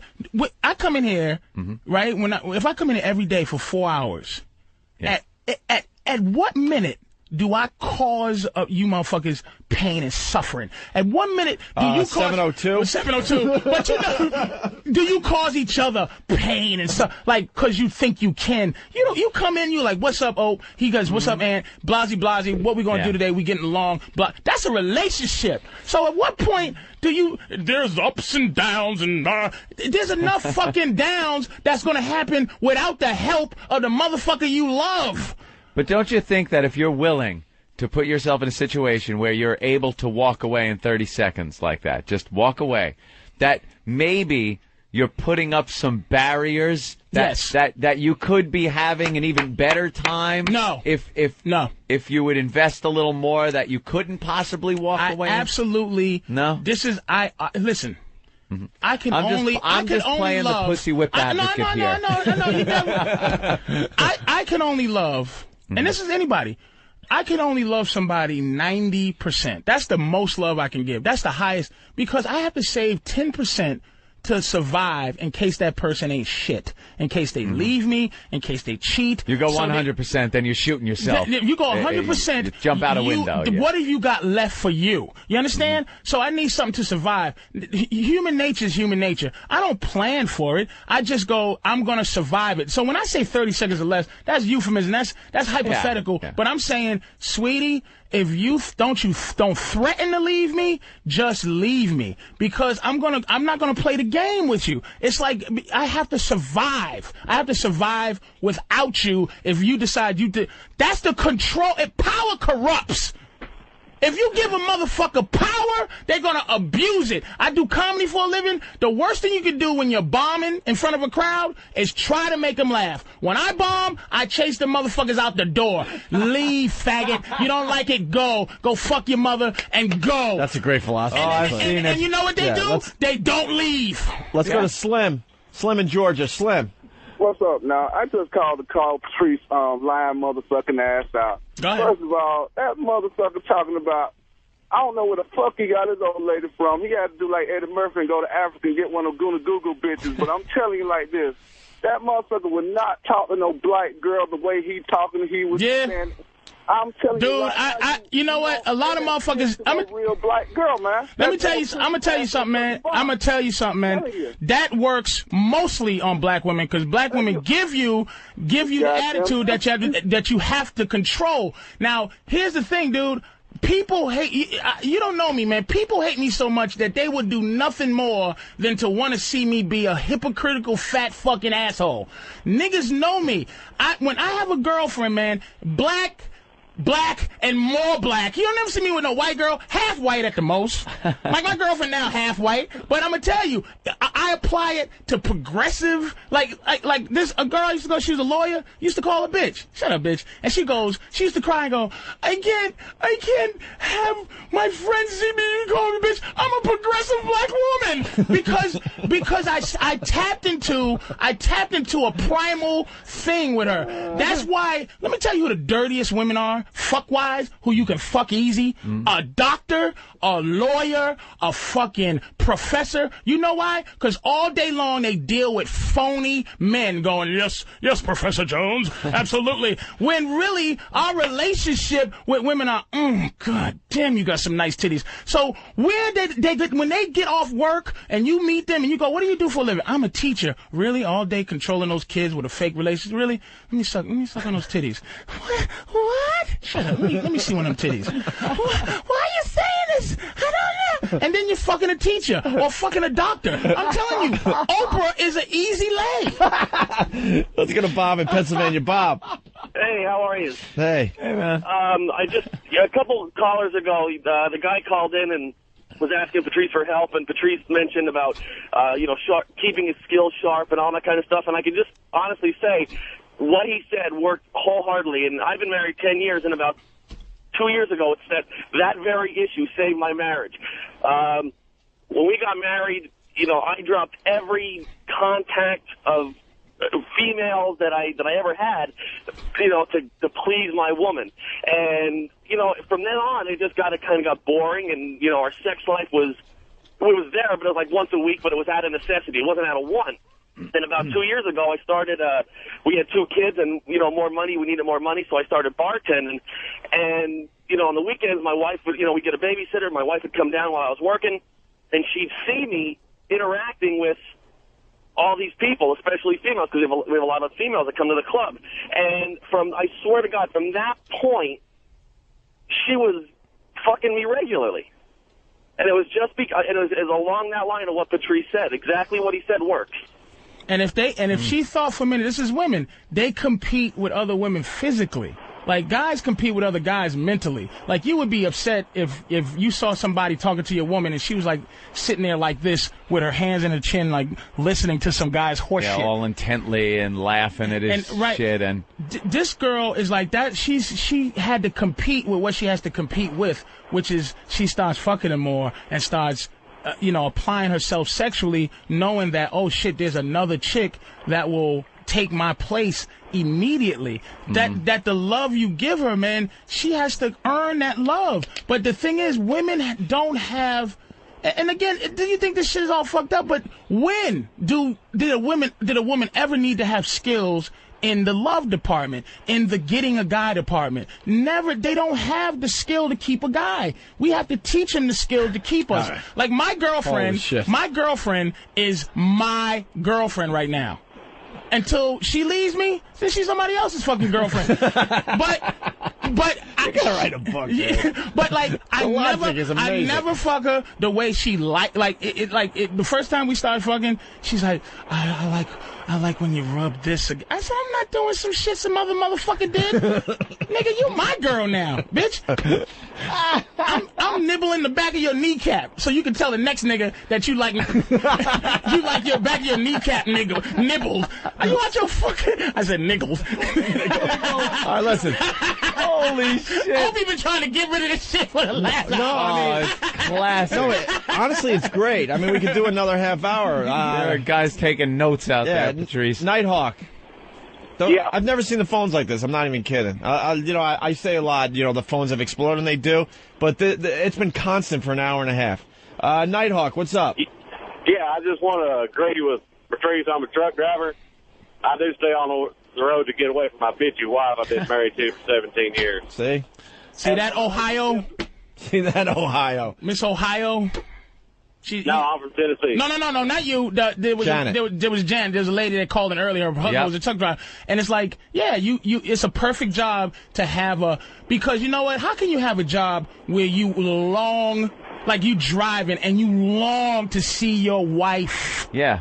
You understand? It's like you would never be a fucking truck driver. He go, man, I'm going to work in a fucking warehouse before I be on the road 6 days a week from my beautiful, lovely fucking woman. There are jobs where all of a sudden you're sent away from your wife or girlfriend or something and you're just like ripped apart they're at the airport. Oh, man. And this guy's choosing to leave his wife on a daily basis. And drive 1,400 miles away and deal and sleep in the back and risk getting killed at a rest stop and fucking and it's like, but I love it's. You know what? Every guy out there, I understand this because it's not loving you is easy, ladies. I love my girl. The thing is, constantly liking her,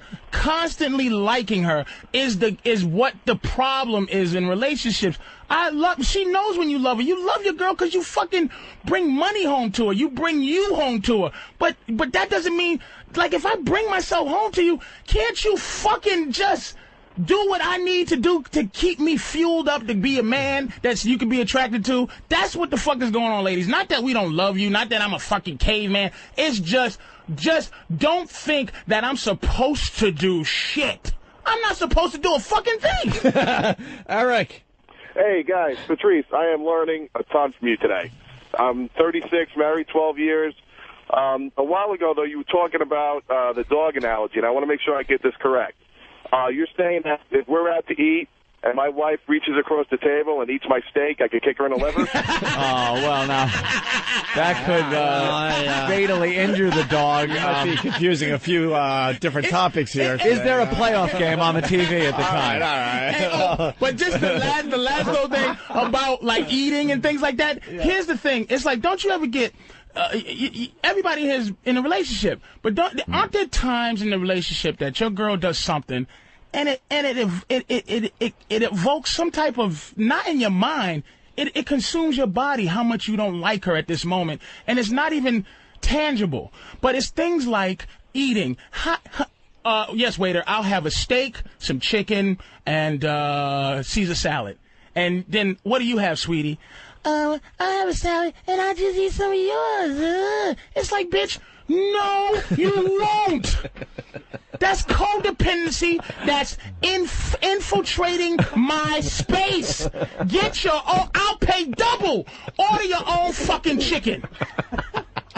Order the same chicken that I get so you don't taste mine because I see what you're doing. Do you think that shit is like something, you know? I didn't even identify that as anything but her it's going, control. I'm not going to eat enough. But you see it with like X-ray vision. You have like vision like bugs have. Like we see this. Bugs look. There's all kinds of fucking fluorescent shit and infrared and ultraviolet.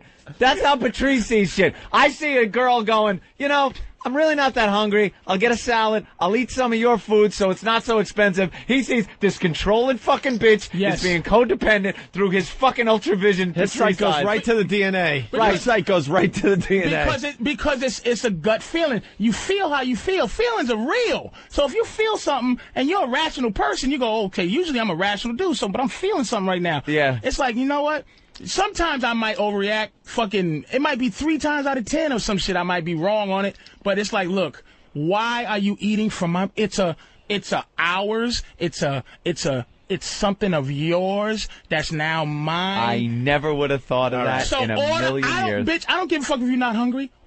Order 10 steaks, and we'll put it in the bag or we'll throw it away. But you're not gonna fucking not order so that you can eat off my fucking. This is what we're gonna try to do. 2 more phone calls, and then we're gonna take a break because we've been going like an hour and a half here. All right. Susan in Vegas. Damn. Hi, I have a question for Patrice. Yeah.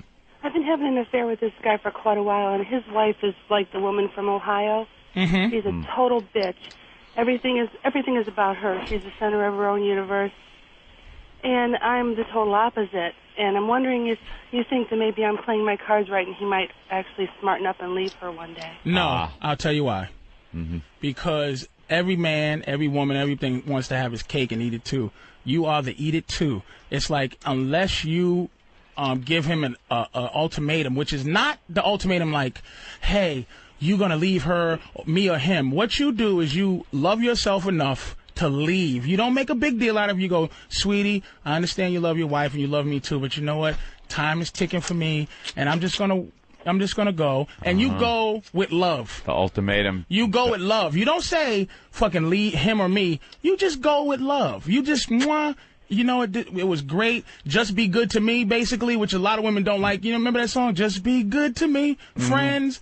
Tell me I am crazy, that I'm wasting time with you. You'll never be mine. But he's treating you good. That's what the thing is. He's treating you how you want to be treated. But if you want more, don't say you want more, because you got to understand, our thing is not our body. We give our bodies freely. He's not giving you anything that he gives a fuck about. Time is what's important to us. So the more time you can give him to spend with you, the more important you are to him. So right now, he doesn't want to give. It's just like a woman that doesn't want to take it in the ass. It's like, I give you some pussy, but I don't want to go to the ass. That's all right. He's giving you dinner and a movie and sneaking around from time to time, but he's not giving you the ass, which is him, which is the title. And she wants that, And though. you want the title, but you can't. Just like a guy can't force ass fucking on you, you can't force time on him. You can't rape time. So you gotta, like, step back and allow him to desire Let me to tell give you, you that time. the ultimatum doesn't work. Don't give the ultimatum. Don't give the ultimatum. And the have your cake and eat it too thing that you brought up is interesting. What if the cake is drunk? What if the cake is drunk? It's that rum cake. Now it's rum cake, It's a piece of that rum and it's cake, drunk, and it's made with scotch. and the cake gives you an ultimatum. You want to see how fast you run out the fucking door and leave that cake to rot by itself? Oh, you buy frosting for that cake every 3 months, and it costs a lot. But you will run from that fucking drunk cake. Wow. Yeah, and right to the cupcake. Just walk, sweetie. Just walk away without him feeling like he's being pressured, because that a lot of people, like a lot of women, do that. They don't want to just break up with you. They want you to be an asshole, so they hate you. They don't want to just walk away. Don't try to do something to, like, fuck him up so that he, like, okay, like, call his fucking house and say that you're the girlfriend, so that he fucking hates you and then say, you fucking cunt, die, and you go, fuck you, and then you feel better because it was like, oh, he's an asshole, I can hate him now. Yeah. What you do is, look, you know what the fuck you was in. There was the contract. You just got caught up. You're in love. Now, put it on you. Step off. Just say, okay, I'm gonna be done with this part of what we're doing. Yeah. And that's the only way you're gonna get him to go, you know what, I left my fucking wife. But then to really be honest, sweetie, if he left his wife, would you really still be into him as much as you into him now? All right, here we go. Would you? She's gone. Here's the last phone call, because we don't want Patrice to blow his load. We're going to give him a show, a relationship advice show in the very near future on 202. Jeannie, New York, finally. Hi, I've been married for a year and a half, been with the same guy for 5 years, and thank you, Patrice, for finally saying the way it is. I think the key to a good relationship is that the woman has to realize that this is the way it is. Wow, look at that. Yep, and a lot of women feel that, but it's hard for a woman. That goes against everything about women in this society now. Right. Which is to submit to a man or to be humble to a man. It's against what we do. And so what she's saying is just nature. She's attracted to her man because she can't run over the motherfucker. She love him because she can't stomp on his guts. That's why she's into him. That's why my girl's into me, because she can't abuse me. All right, stop there. I love it. We're going to take a break. My God, Patrice. A lot of people are suggesting a name for the show that Patrice could have in the near future. Yeah, we like the Black Dr. Phil. That was good. Someone else is suggesting Bitch Management with Patrice O'Neill. If you got a good name for Patrice O'Neill's show for 202. Relationship Junk 20. There you go. Bitch junk. Bitch Junk 20. Use the instant feedback and give us suggestions for the name of Patrice O'Neill's relationship show he's going to do in the near future for us. I love my girl, by the way. Just to let y'all know. All right, we'll do a one-shot show with you, a couple hours, and see where it goes. Maybe it'll be a regular feature for a while. You never know. But we want to stop here so you don't blow your load, so you have more stuff that you can do on your own. He could go for fucking days and not blow his load on this subject. All right, we're going to take a break. We got a song that someone sent in, Patrice, for you. We're going to play it for you next because we really got to regroup here. All right. It's about that rest stop story, and they put it to music for you. It's pretty funny. I don't think you've heard it yet. All right, we'll do that next. Sweet. Clean. clear-cut white guy. Abercrombie and Fitch. What's up, man? He goes, Holy shit. Did you hear me, E-Rock? Oh, and you've been doing so well. What the E-Rock. fuck? You said to have it ready. E-Rock. Oh my God! Play back the fucking show. I'm not even gonna like defend. I said after the break. Oh my God! At first we were gonna play it during that break, but then we went so long ago. After the break, you'll hear the song. Is this on? That, I bring nothing to the table. I bring nothing to the table. I bring nothing to the table. E-Rock. You lose, what were they, GBDs? He just lost 20 GBDs. 20 GBDs. And he's been doing really a lot better lately, too, man. Just listen. Sometimes we change in boy. mid-sentence. You know something? Now Danny walked into the studio, opened the door, pointed at E-Rock, and laughed at him. E-Rock, I got to be honest. I never listen to what Opie says as far as instructions go on how this show is run. And even I knew he wanted to go to break and then come back with that song because we should, take a break. Yeah, that's what we're gonna use to regroup. To be honest, E-Rock. What happened?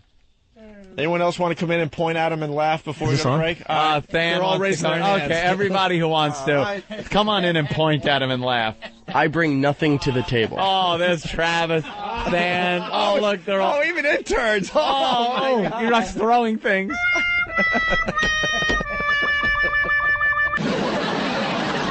Steve, should he have done that? No. No, I didn't think so. No.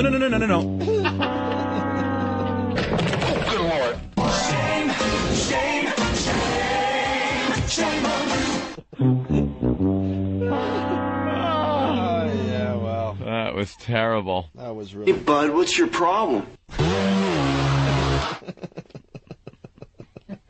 I bring nothing to the table. Boring.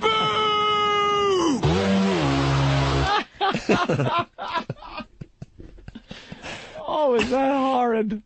You all right? I'm fine. Yeah. I fucked up. Yeah, maybe just a little bit. I think we got a new clip. Hey, I couldn't hear it. All right, so this is what's going to happen. All right, spell it out, Opie. Just fucking get it. Master of puppets, a pulling the strings. Master of puppets. That fucking guy made it through, bro. The crooner guy made it through on American Idol last night. They threw the hot bitch off. We knew they would. The stripper-looking girl. I thought America wouldn't throw her off because she's a hot bitch. No. But she was the one that sounded like she was doing karaoke more than anyone. She did Because the Night. Yep. And there's already hot pictures of her on websites and stuff. I guess she did a photo shoot for Maxim with her twin sister back a few years ago. Fine. She's gonna be all right, but American Idol's just not for her. Was it I didn't watch. Was it America throwing them off, or was it Simon and them? It was the first round of America throwing people The voting off. was so perfect. Wow. Mm-hmm. I am so suspicious. Now that I'm into this American Idol for the first time, it's the 5th season? Yeah. And now I'm really watching it. I took a peek here and there like everybody else with the goofy people. Yep. But now when it's down to real competition, I've never gone this far with American Idol, but it's something about it. I will be there to the end. The voting was so perfect. I'm like, you know what? America's not voting. Nah, there's got to be some kind of little thing in the rules where, they're paying attention to what America's saying, but I think there are some behind-the-scenes finagling going on. You have to look and realize Copacabana guy was a given. He was going to get thrown out. Given. The other guy that got thrown out was he was horrible. He couldn't sing. And he had a little creepy look to him.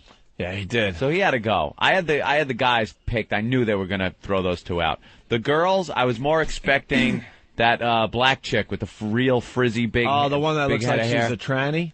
Which one's that? She kind of has a little manly look to her. Not the little girl that can fucking sing. No, dude. She's going Paris. far. Paris is going far. That fucking girl is a genius. I don't know why she's on that show. trained to Georgia. She's going far. She's fucking amazing. Got that little voice and everything. She's the one I picked to go all the way, but now I'm not. I don't know. I'm not so never sure. Fucking America's just because you know who votes is little teenage white girls, and it's like when the I don't even know how Fantasia pulled it off. Fantasia pulled it off, and no, she's gonna go a long way. She'll go far, but I think a guy's gonna win this year.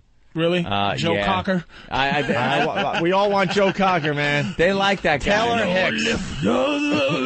And he got the retarded movement to him. Yeah. How's he getting away with being Joe Cocker? Dude. Yeah, all of a sudden it's he's doing an impression and he's on American Not even Idol. Joe Cocker. Jim Belushi's Joe. John Belushi. Yeah. John Belushi's Joe Cocker. It's Joe Cocker meets Ray Charles, man.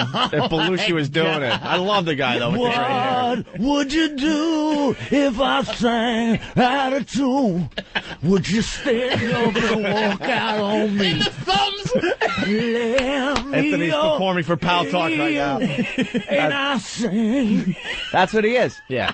That's what he does, and it's think he'll fine make it? now. Huh? You think he'll get there? Because it's fine now, but like we They're were gonna bringing keep up him in the for a while. office, once they do theme shows, where all of a sudden like Barry Manilow comes in, they sit him down, and they have to do only a Barry Manilow song. Yeah. Today, sitcom themes.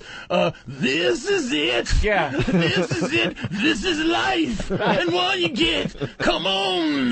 Have a ball. Sunday, Monday. Happy days. Tuesday, Wednesday. Happy days. Yeah, how are they going to get those thematic shows with some of these assholes in there?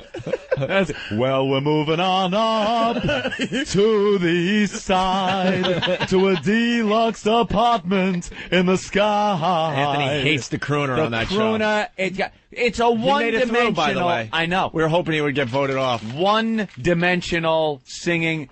He's done. Yeah, that's like Joe Cocker guy. I'm sorry, he's got a couple of layers to him, but crooner is always one-dimensional. It doesn't matter what category they give him. They're like, okay, rock songs from the fucking 70s. Yeah. Well, we were just another band out of Boston on the road trying to make ends meet.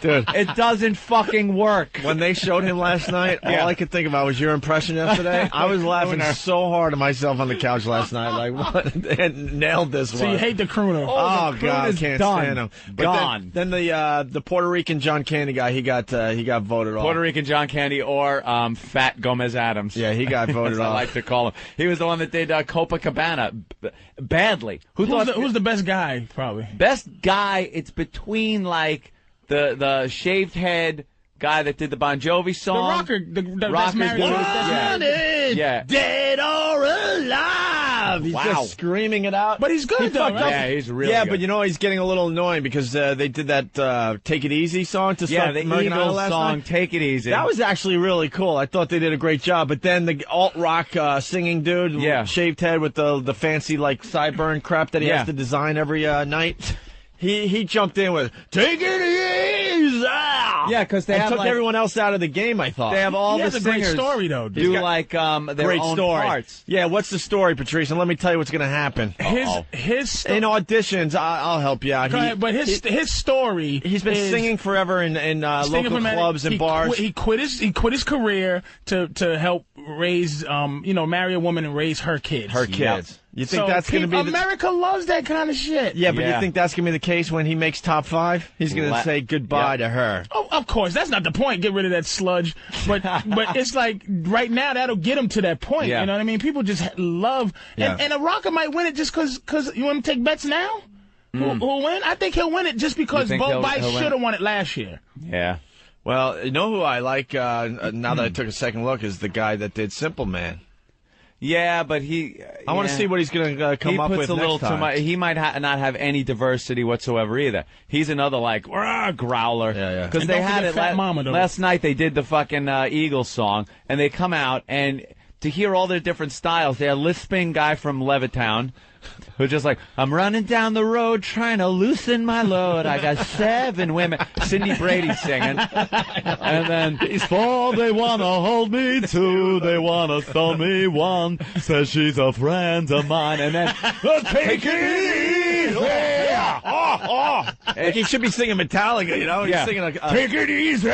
How about Fat Mama? What do you think she's Fat gonna do? Mama, could sing. Man Diesel. But she's got an ass that...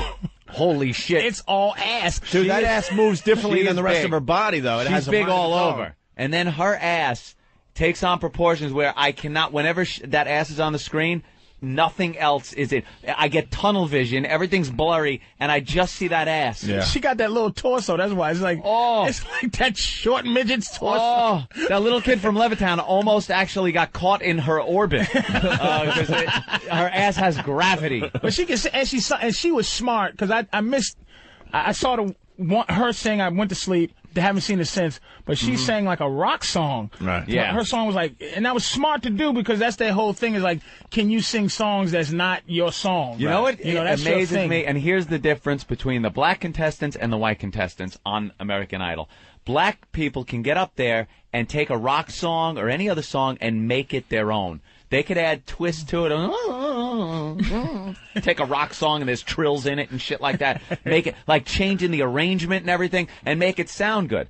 The white guys and girls pretty much are doing the song the way you hear it on the record. Yeah. And that's why I think most of the black singers that have been in the finals have looked better and come off better because they put a little extra something into it like that. But getting back to Mandiza, whatever the hell her name is. Yeah. Her ass is like, you ever try to carry like a bucket of water? And all of a sudden you get that water moving and you try to balance it out. Are you saying that's what her ass is, a balanced bucket of water? Well, it moves. It moves differently from her body. Like it's a bucket of water and you push to the left a little too much, so now the water's in motion and you're trying to balance it all out again. I understand your point, but that ain't even covering it. I'm thinking hefty bag full of mercury. Like, try carrying a hefty bag full of mercury. And you squeeze it and it flies out both sides of the fist. All it takes is for a little bit to get over one side of your arm and the whole thing goes. That's what I'm saying. It's just, I'll pop it though. And you're like, I'll pop it. Of course you would. I fucking pop that. You mess. also like the hottie from Flavor of Love. Of course, I do like popping. a mess. I just would love to see that. Pig. Just to watch her any belly button. And then they voted off the emotional chick that looks like she's like one bad review away from razor blades and a warm bath. Oh right, the chick that did the kind of almost operatic bullshit. And they were very careful how they talked to her at the end of the show. Yeah, because they she know would kill herself. I believe that she's emotionally unstable. Yeah. She's like the chick from American Beauty, you know? She's got that, like, kind of creepy look to her, Yeah, a you little know? creepy. She looks like she would, I don't know, do something bad to herself. Well, they're gone. Yeah. Thank goodness. I think it went as it should have. Mm-hmm. Next week, though, I don't know. You got to finally get rid of Lisp guy. I don't know, because now you're thinking America's voting. They're not voting, Anthony. Stop. Dude. Stop. America's voting. It's American Stop. Idol. They're not voting. Ryan Seacrest tells you how many calls they've taken. Stop. It's true. I hate Ryan Seacrest, by the way. It has Paula's to doing be. better this year, though. Paula, I hate her, too. But did you see Paula, because she has to say something nice about everybody. She's trying to change. They flipped her up. And do you see, like, how every guy now, since she got, like, accused of fucking that dude, every guy sings a song to her? Yeah, they're all getting... I love you, Paula. Can you suck my dick? I love you, Paula. I love when they change the words to put her name in it. Everybody's trying to tap into the fact, and like he got voted off, some bald dude or whatever, but he was singing to her. Yeah. And he's like, will you dance with me, Paula? And she's just like, I can't. like they told her, no more jerking off the contestants, stupid. Sweet Paula Abdul.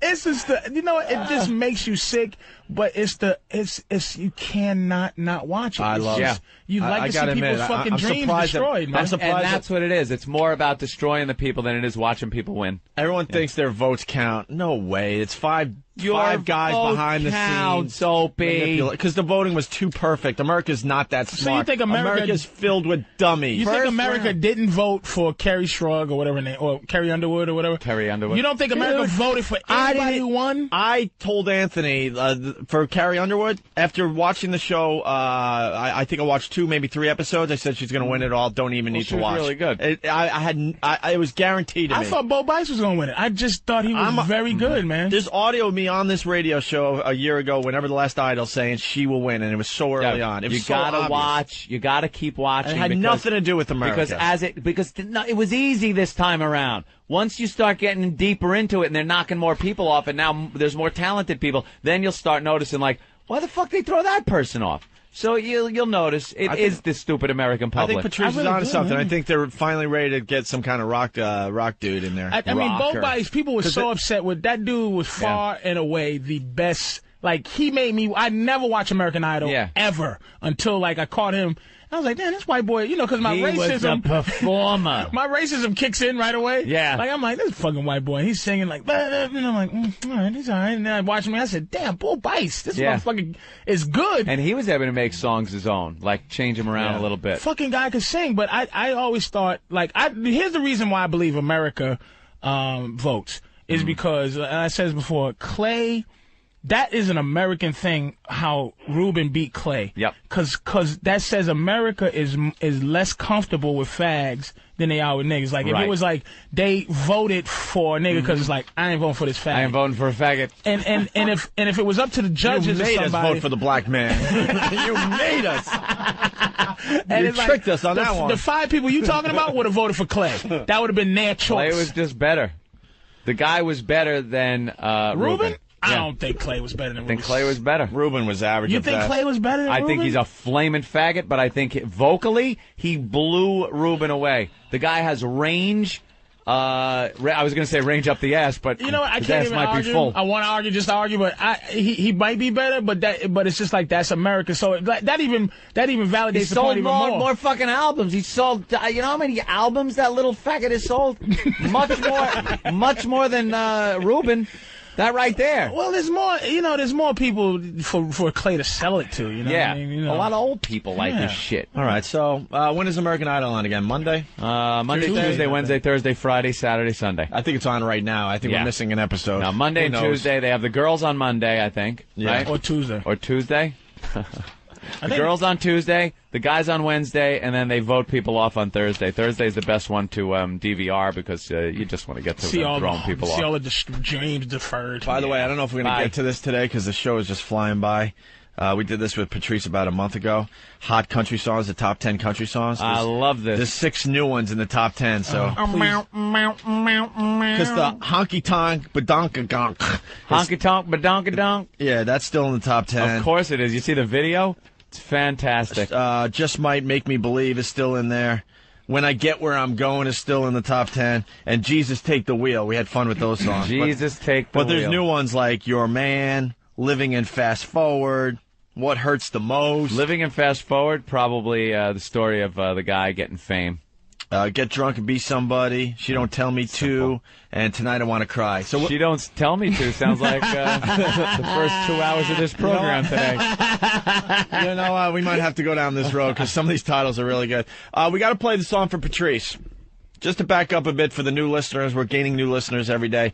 Patrice told an unbelievable story about his trip to Boston. He stopped at a rest area to rest his eyes, and it was very cold out, and a guy was banging on his passenger window saying, "Hey, it's cold out here." That'll shock you. He was pretty much hitting on Patrice. Patrice was so stupid he had no idea. He told the guy, "Hey, man, why don't you just go inside? There's McDonald's there, whatever." As the guy's trying to pull his door handle, like open the door and get in with some Patrice. coffee, man. So he left without any nookie from Patrice and got in his what was it again? Subaru Outback with a Christmas tree on top. Patrice is lecturing him.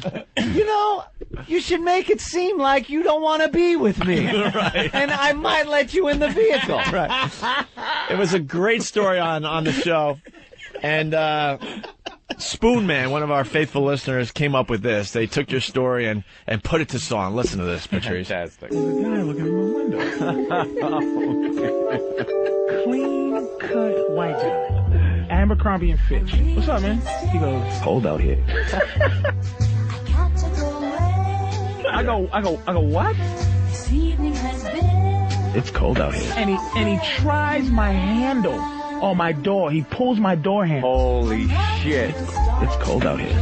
Well, go inside. Go inside. There's coffee in there.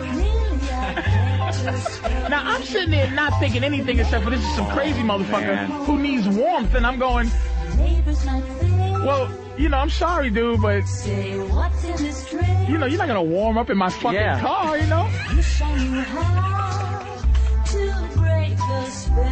So, he walks away. looking at him. And I'm still not, my energy still isn't like, what the fuck? I'm just like, that was weird. You know, That's a little odd. New York, you know? Yeah. It's cold out here. So I watch him. This motherfucker gets into a Subaru Outback with a Christmas tree on top and drives away. And that's when the adrenaline kicked in. I said, this motherfucker, he was gonna suck strange black dick before he went home to take a Christmas tree to his fucking family. This guy was a fag. I didn't know. I thought he was just a creepy cold guy. So it was almost like I let something evil escape. Your husband is trying to suck strange gangster cock, and it was just like Gangsta Fag song. It was a well-dressed fucking businessman type. Sucking dick at a Connecticut White restaurant. dude. Do you think the family he's bringing that fucking Christmas tree home has any clue that their husband is sucking rest stop dick and has a rest stop code? Like, I'm going, if I was a fag, is that the code? It's cold out here. Fucking faggot, huh? Spoon Man, good job, man. Baby, it's cold outside. Let's go to Mickey. Mickey, what's up? Hey, buddy. You grew up in Boston, okay? I'm over here in Saugus. How the hell you fucking know? You leave a half hour any direction of Boston, you pull over a fucking rest area, you're in Pickle Park, baby. How the Pickle Park? Pickle Park. I miss Boston. Baby. I just didn't. I actually rested. I was using the rest stop to fucking rest. What a ooh. Yeah, God forbid you use a rest area to rest. I'm horrified. You know why I stopped pulling over on. You know how sometimes you'll pull over on the shoulder. Yeah, on the highway. You don't want to do that. What? You ever feel the strength of an 18-wheeler when it's flying by? The whole car moves. Shakes your car. I'm like, you know what? I'm gonna stop at a rest stop, and I just was gonna. Dude, you're a brave man. You really do stop on the side of the road sometimes. I used to, not anymore, because I just one day, you get even just to stop to change drivers or something because there's nowhere to pull over. It's scary as shit. I can't imagine that I'm gonna be able to sleep a few minutes on the side of a highway. You feel the whole car lift up in the air. It's just the power of that truck is just no fucking way. Yes, I didn't know, man. I really didn't. I was so. I'm being so honest when I tell you that dude knocking. I just did not. I just thought it was a weird. I'm just used to. You know how you live in New York. You used to weird people. Yeah. Like, yeah. You know. We're gonna try to move on to other things. Big Kev is in studio. He's got a plug for something he's doing this weekend, right? What's going on, Kev? I'm doing the New York ComicCon at the Javits Center. The ComicCon, the comic convention at the Javits Center. Yes, it's this is different than the Sci-Fi Con, of course. It's a little different. Little different. Different clientele. Little different clientele. You don't get people dressing up like Klingons and oh, no, such. I'm sure some of them will be there. A few of them will be there. Yeah, it's at the Javits Center today, tomorrow, and Sunday. 4 to 8 today, 11 to 7 tomorrow, and 11 to 6 on Sunday. And it's like Superman, Batman, and all that stuff. What's the most expensive comic right now? Oh, I don't even know. Like, what's a big one? Have to be number one, Superman. Superman number one. Superman, Action, Spider-Man, Action Comics number one. Spider-Man one. Superman, probably a biggie. Spider-Man. By the way, screw all that. It's good to see you live. Thank you. We've had a lot. I had a lot of phone chats. Well, he went. All right. Well, if people remember, Big Kev had a stomach staple. You used to weigh how much? Close to 600. Close to 600 pounds. You're down to what now? About 275. That's fucking amazing. He cut himself in half, basically. Right? More than half. Yeah. Two halves.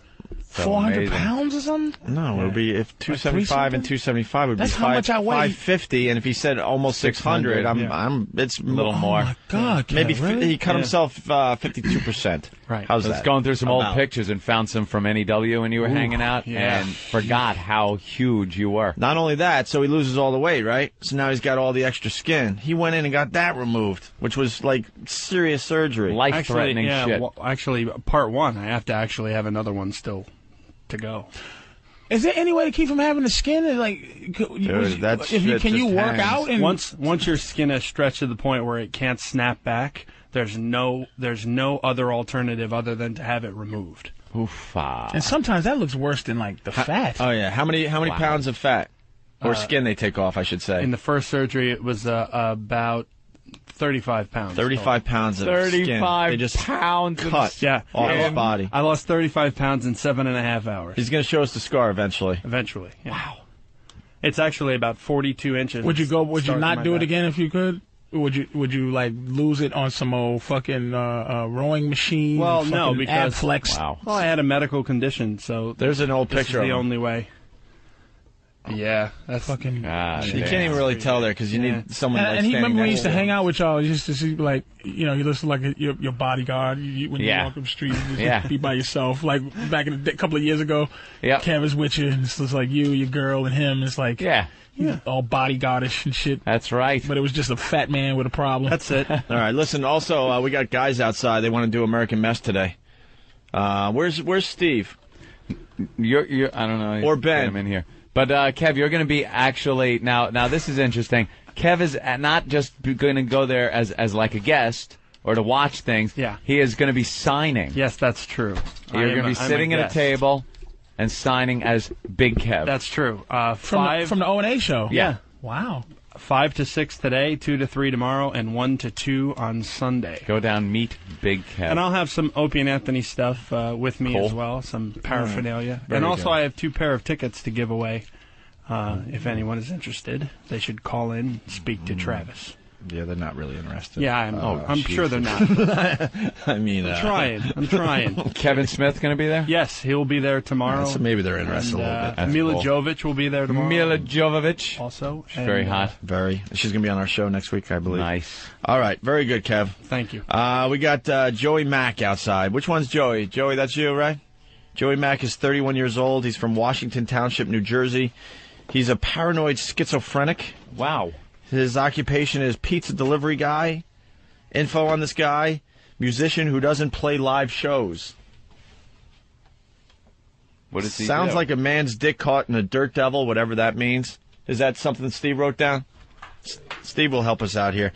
And he also thinks planes are going to crash into any building he is in. Well, we all think that. He says he's the next American Mess, something we've been doing every Friday on the program. Some Fridays is a complete bust, no one shows up. Other Fridays, people show up. Mm-hmm. Just looking for unusual people to show up. Does he think a plane is going to crash into this building right now? I didn't I would ask. assume if that's his phobia. It certainly stopped him from coming in last week because he was supposed to be here last week, and he freaked because he found out he was coming to New York City. Oh, really? Oh, yeah, New York City's Did gotta you write, freak him out. sounds like a man's dick caught in a dirt devil? Who wrote that down? I think Bill copied that off of his bio. Oh, okay. Hold on. We have a few songs he did as well. Oh, really? MySpace, yeah. Let's go to Andy. Andy! Hey, guys, what's up? What's up? I just wanted to thank you guys for coming in on Friday. You know, I know not all satellite radio hosts come in on Friday, so I just wanted to thank you guys. Yeah, it's begun, right? Howard's only doing 4 days a week? Yeah. Yeah, that shows that he still has passion to do this. Yeah, they had to lull the listeners into that one because a lot of them would have been pissed off if right off the bat they go, "Hey, I'm paying for 4 days worth of shows." Yeah. Now that's exactly what you're paying. There you go. There's a guy that still has the energy and the passion to do radio. That's going to give you a good show. He couldn't wait to get the 4-day work week going. He waited how many weeks? 8 weeks for. Waited. How long has he been on? I don't even know. However many weeks he's been on. Month and a half, maybe. That's how long he waited to come up with best ofs. Yeah. So there you go. There's your hero. He does 4 days a week because he still has the passion to do this. Hey, what's the deal with David Lee Roth over at K-Rock? Why? I'm kind of hearing that that midday show, that awful JV and Elvis or whatever their name is, is going to be doing his shift for a little while. For a little while? And then Kid Chris over at YSP is going to be doing his shift for a while, and Kid Chris was kind of sounding like he's going to be there for a little while. Does anyone know? And after 8 weeks, David Lee Roth is taking a vacation. David Lee Roth is a complete disaster in radio here in New York City. It's too bad the rest of the country doesn't get to listen to David Lee Roth. It is god-awful. Yeah. And the company, what would you do to help him? Infinity Broadcasting knows they made a huge mistake, and I think that might be one of the reasons that someone is flying in. You think it's possible to do better? Huh? You think it's possible to do like what? Dude, what's bad? Like what? I don't know. It's like what? Dude, He had a couple meetings, and they gave him a tryout in Boston. And anyone could. I'm convinced almost anyone could be entertaining on the radio for 4 hours. Almost anyone. Mm-hmm. But the problem is doing this day in. Now do it tomorrow. Yeah, do it tomorrow. Now the next day. Now the we're next having a great week. show today. You know what? Monday comes, no one's going to give a shit. Wipes the slate clean, Patrice. And that's the problem with the business we're in. You have to perform every fucking day. And he just doesn't have it. The pressure's on every day, damn it. These famous people, they don't have the work ethic that, they don't have what it takes to, try to come up with new stuff for a radio show. Mm-hmm. It's a disaster. I could have told them as soon as they signed him. I'm going to change the subject, though. Did you get Bob's email? Yeah. We're meeting with him, I guess, when? Yeah, next week. Next week? Okay. Yeah. Just changing the subject completely. Yeah, there's, now people want us. Now they're going to have to pay for it. Right. So, where were we with that? Yeah, so we don't know why David Lee Roth is all of a sudden, not working, but it can't be for a good reason. No. It can't be. Not after 8 weeks. It can't be because he deserved a vacation. You don't take 8 weeks on the air, and then, especially in the high-pressure situation that is, and where you want this morning show to succeed, and have them take time off. We were here, I think, a year before we took time off. Just doesn't work. What is David Lee? What is that one? That's parody song. Oh, the song? Yeah, that's forget it. I thought Joel Hollander was smarter than that, to be honest with you. He was hoodwinked by David Lee Roth. Yeah. I thought he knew what radio was all about. So, you want to talk to this Joey Mac guy? Let's bring him in. Joey. Be a little fearful. Yeah, it's American Mess. This is Joey Mac. I feel bad for mental people. Hello, sir. Hi, how are you? I'm fine, sir. How you been, Very good. Very good, sir. Very good, man. Doing all right. How are you? You take a listen to the music? The music. Listen to it a little bit. What's this about? The music? CD. It's about dogs and all kind of bestiality. We like the different weird stuff. We like the spontaneity of. It's not one of those songs you hear on the radio that's going to make you cry. It's one of those songs where you just blow stuff out and make people laugh, make people real gangster. Ooh. Yeah, it's fun like that. Yeah. All right. Yeah, we just knock stuff out. We're not pulling any punches when we lay down our tracks in the studio. I like that. You make that up. Well, pull any punches thing. Pull any punches. When you talk about we, you're talking about yourself and all the other people that live within your head, or is it a real band? No. Beings? Well, the lyrics get written down. The lyrics get written down, and my initial thing was, I'm not saying this, man. He's like, come on, man, we'll get you a Ferrari. No, I don't drive a Ferrari yet, but offered a Ferrari, I'm singing it. Come on, let's go. So this music's gonna get you a Ferrari. No, it won't. It won't ever. Like, logistically speaking. So you don't write your lyrics. Someone else is writing this, and you have the but voice? he bases it upon, like we do a therapist session. You lay down in the chair and tell me, everything that happened, everything that went on. You lay down in the chair, you tell me what's happening with, there's a lot of songs about jizzing. Miggs, he's just like, you like the jizz. He throws the jizz at, Jodie Foster, and it's just like outrageous, right? Yeah. So, yeah, of course. So he just wanted to catalog this, aspect of the paranoid schizophrenic and how much he likes to pleasure himself, Maybe he fears having a kid. Maybe he fears love. Maybe the last girl was so terrible to him. So that's the way he is. I want to write this down. Come on, Joe. And this is you for me. This is about you, kind of thing. Yeah, it really is. He takes from outside of me. He can look at me and he can say, "All right, this is what I see coming from you. This is what I'm going to write down." All right. Okay. How old were you when either you or someone else said, "Okay, there's something a little weird going on here with this guy." Yeah, jerk off weirdo. Yeah, sure. How old? The other guy, the guy that writes the lyrics. No. With me. Okay, hold on. Me. Okay, something weird going on. Somebody hold up the mirror. We're talking about you. Okay. I was the weird one. Let me get this straight. I want to know. Wow, because I asked a simple question. Wait, I want to know. What did he say? I'm the jerk off what? Jerk off weirdo. They're scary people, man. I just want to know, you've been classified as paranoid schizophrenic. Yes. Now, how old were you when either doctors or somebody decided? They took me in and diagnosed me. and what happened that they said we got to take this guy in? I think I was 18. 18 was my first hospitalization. How old are you now? I don't know what Dr. Gold categorized me as then. I left after 1 week because I had to go see a Blues Traveler show. So at that point, like I left mental health. Much more important. Yeah, I could have solved a lot of things then. Yeah. So I keep going at one and like the underground wherever I am. You know. How old are you now? So I'm 20. Let me answer your question. I got diagnosed with paranoid schizophrenia at around age 21. 21. But now you had to know before then that you know something was a little amiss. Yeah. Like how old were you when you were thinking, wow, I'm kind of fucked up? Oh man, I think that about myself now. But were you like? Because there's no cure. There's no cure. Dude. Yeah, but were you like 12? 16? When I said, like when did you? When I said I was weird, 12. When did you? 12. I probably thought I was a weird like kid. 12. And I had confidence. I had girlfriends. I don't think there was so much paranoia. What about parents? There's a lot of drinking though. You know, maybe that creates the. How old are you? So hard to communicate 31. with him. All right, there's the answer. 31. And the thing is like, yes, Patrice. if you don't listen, if you kind of just glaze over it, it's like you're talking to him, and then eventually you'll squint. Like you'll go, huh? What did you say? Like, what just happened? Yeah, it's like kind it's of almost so regular. I find it. Let me. I'll be honest with you. I find it very hard to carry on a conversation with you. Like I'm talking and I'm asking questions, and you're talking back, but you're not answering. And you're going off on these weird tangents all over the place. I'm fascinated. But his tone is so rational. Yeah, like he's just answering the question. How old are you? 28. Let me ask you a question. It's like a Bush press conference. Right. They ask him a question and he goes off on something else. And he's 31. Yeah. And he's got a really bad dropout too, by the way. Yeah, I didn't get any water. All right, let's go to Scott in Jersey. Scott. Hey, yeah, for Mac, what? Since there's 5 of them, what Washington Township are you in? Which county? Which county? Gloucester County. Oh, damn. Thought I knew you from my county.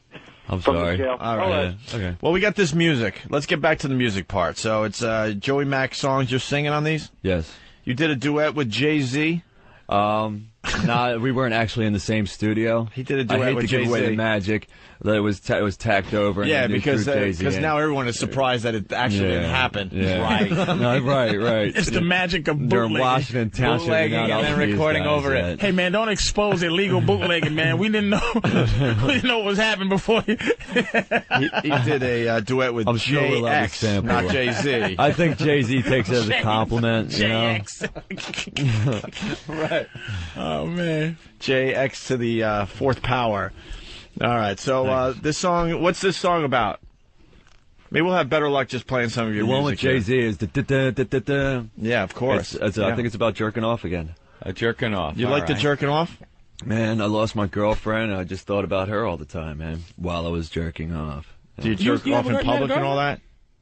Yeah, she liked calling me a paranoid schizophrenic. She said it in a cute enough way. I didn't get offended. Well, I was like, weird. Yeah.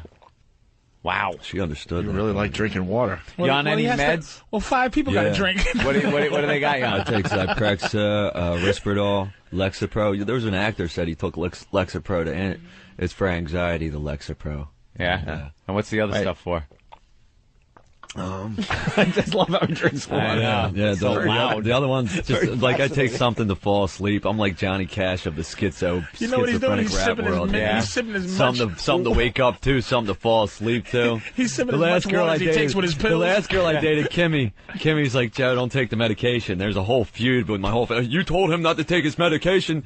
Yeah, because you guys stop taking your meds. That's when, like, not gonna happen. But when you stop taking meds, usually paranoid schizophrenics stop taking the meds. They really go off. Yeah, and ended up in people's backyards naked, yelling. And, okay, A good friend of mine was paranoid schizophrenic, man. It's a sad thing. It's just a sad fucking thing. Well, I started getting mad at Dr. Freud. You know, I think Sigmund Freud came up with it. He actually got ousted from Germany from all the psychoanalysis he did and the writings he did. So.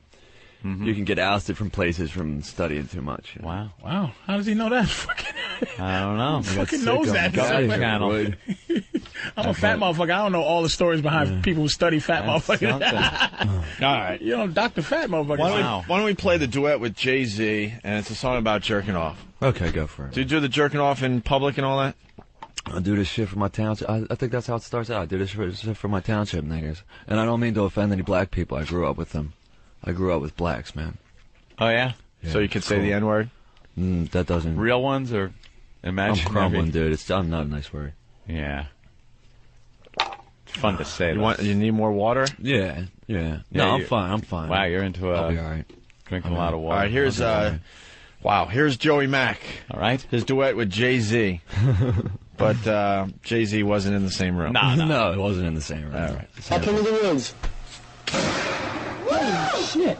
I'ma rock this shit for my township niggas. Yo, this is the hot shit. Joey Mac featuring Jay-Z. You know what's up. Even though what we do is wrong. I'm watching porno till the sun go down. Bust a nut when the sun come up. I got a small wiener, but I can't complain. Cause my brother Johnny's got the smallest wiener on the motherfucking planet. Listen up, faggots. I'm from Washington Township. We fuck them, dogs. We walk them.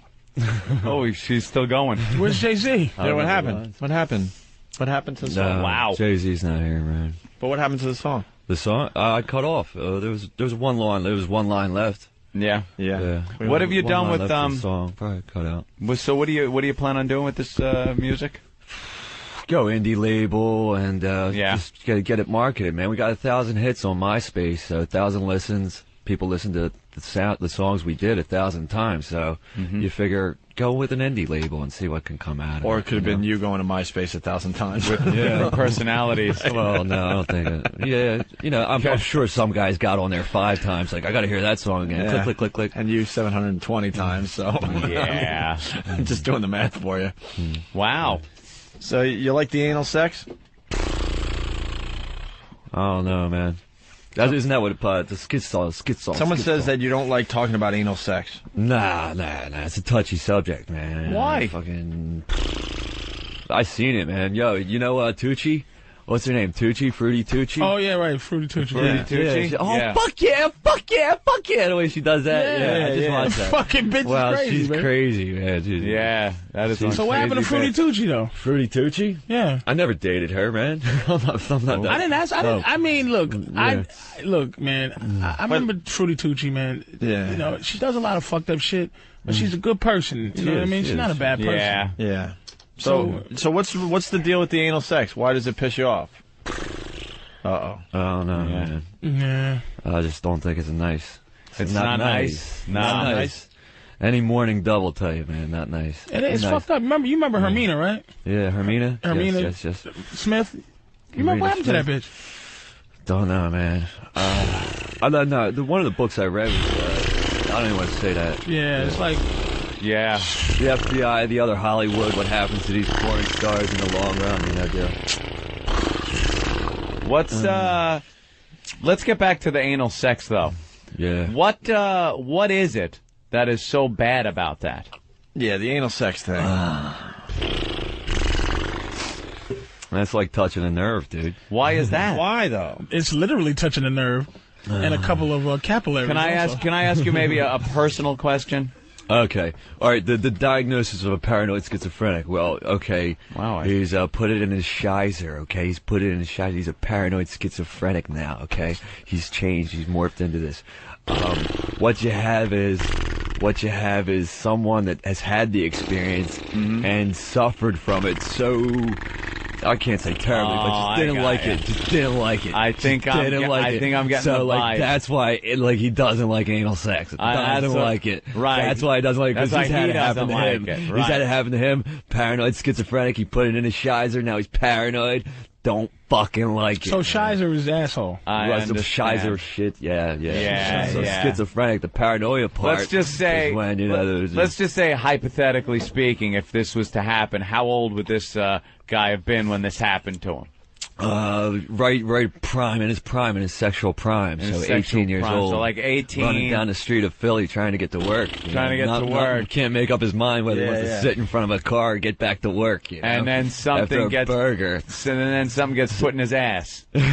No, that happened the night before. The night before, a little anal. happened. Oh yeah, man. And that'll fuck someone up. And your therapist will tell you. Hey, is it true you wore a schizophrenic? Is it true you wore a roadkill squirrel for a week? Roadkill squirrel. The roadkill squirrel, yeah. Yeah, you can do that. In the country, you can take a knife to a roadkill squirrel, you pick it up, you put it in a little plastic bag, you throw it in the back of your car, and then you make it your, like, little pelt. You make a pelt out of it. Who did it? I did it. I did the work myself. And then what do you do with the pelt? You did it or he did it? The pelt, you can throw it around the room and say flying squirrel. You can wear it on your head. You can wear it as an earring. You just throw it around the room and pelt go, of hey, it. flying squirrel. Hey, don't get rabies. If the squirrel had the rabies, don't get them. No. Yeah, man. Yeah, and then you just throw that. the pelt around the room. It's fun. It's good entertainment. That does sound like But fun. me and the boys drink at home. That's what we do. I You told drink you at no home? drinking. You're a schizo. Oh, fuck it. Who I'm said getting that? drunk. I'm out of here. Who told you not to drink? Yeah. Certain therapists, man. These are probably the DTs right now. Could so. you hold your hand out? Yeah, So I can these take are a look. DTs. Wow. Wow. Holy Dystrophy tremors, mackerel, man. dude. The You are alcoholic shaking. Dystrophy tremors. It's What's called. name your poison? Because I need another What do you drink. like to drink? I've been on a bender for. I like the Jack Daniels.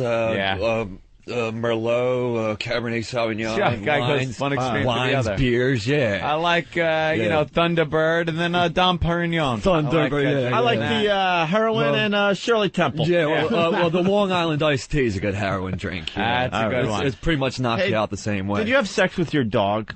Is that true? The Snowflake? I'm asking. I buried her, man. I buried her knowing that about her.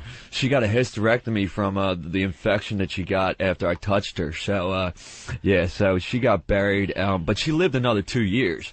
I was the one who decided to leave her out in the cold.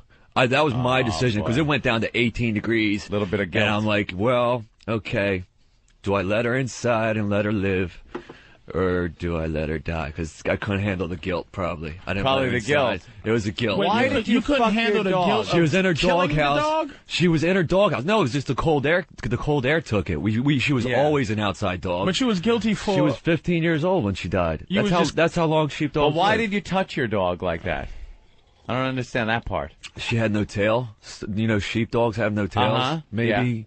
You know, as a joke, put You some just butter kinda- on, let her lick it off, and then And then you. it's so weird. Yeah. And then when after you did that, you were guilty. You Guilty. probably didn't want to look at the dog. 2 years later, she died. She Anthony, died 2 years do later. me a favor.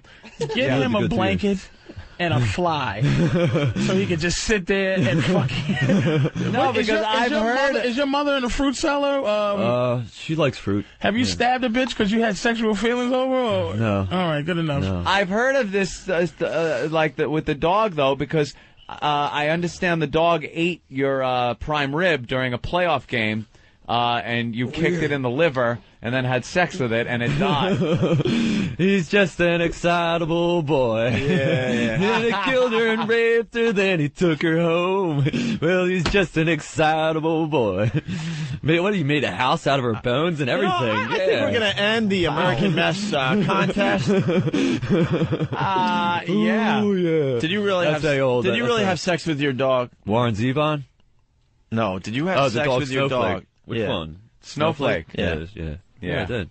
How was it? It was an experiment. I was still in high school. Yeah, walk us through how that Yeah, works. how did you there was come a up with joke that? told, like you put a little Alpo on your dick and let her lick it off. Uh-huh. Well, somebody made the joke, and I actually executed the action. And So then, after the dog licked it off, it Right, kind of right. felt good, so you it figured felt good. I you'd did. keep So I was going. like, yeah, that was fucking awesome, right? You know. So what made So- you decide to take it a little further? See, I know that I'm going to get some more 69s when Joey rapes my K9. I'm Joey Mac and I'm back and I'm feeling like I'm fucking black. Big cock, big nose, busting nut on your rack. I'll make you scream loud, busting a nut in your ass. Open your mouth, cause I'm coming really fucking fast. Sick rapping, sit slapping, don't stop it, let it happen. All you haters want to keep me down just because I rap about. How can you focusing up the freestyle? You think That's you can do amazing? These anything with that, Drew fucking Boogie? things. Think you can, I'm a form put of something- intelligence.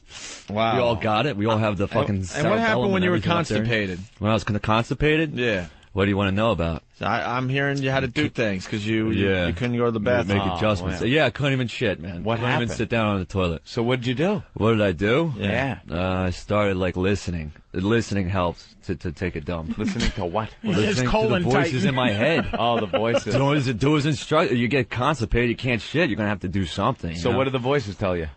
Oh, hold on. What, the constipation in the hospital when I was in the rehab? Yeah. Oh, yeah, okay. What happened? Oh yeah, Yeah, what I happened? grabbed the shit. I put my hand in my ass and grabbed the shit and pulled it out. Because there's nothing better to do in rehab. You're in a room, there's cages on the walls, nothing better to do than get constipated and say, you know what, I'm forcing this, man.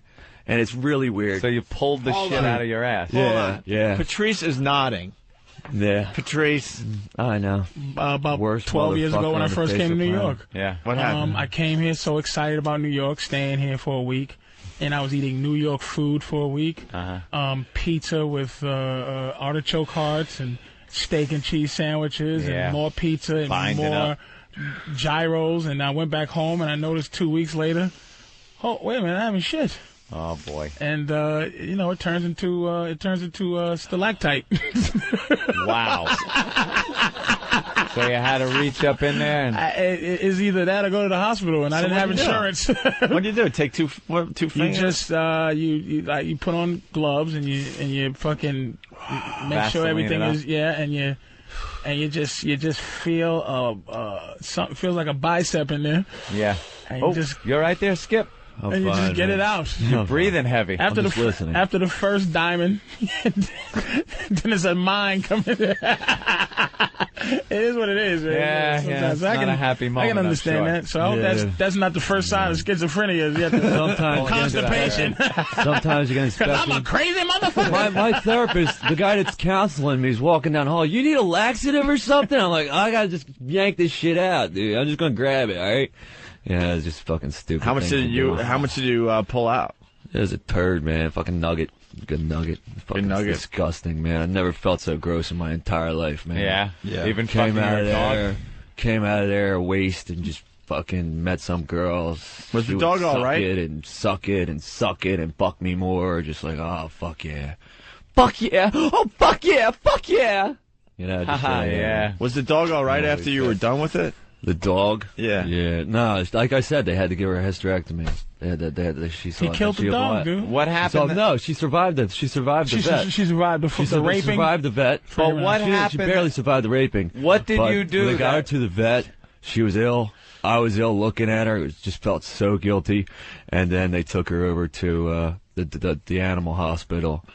And wait, what did you say when you brought it? Did you say, Doc, I fucked the shit out this dog? No, man. Did they ask what happened to the dog? I know it turned out that way. Oh, no, Doc. Oh, no, there's a joke about some butter on your dick, and then, like, I really executed it. And What did you tell the doctor when you brought the doctor? What did you tell the doctor? The dog was sick. Did you think I made the dog sick?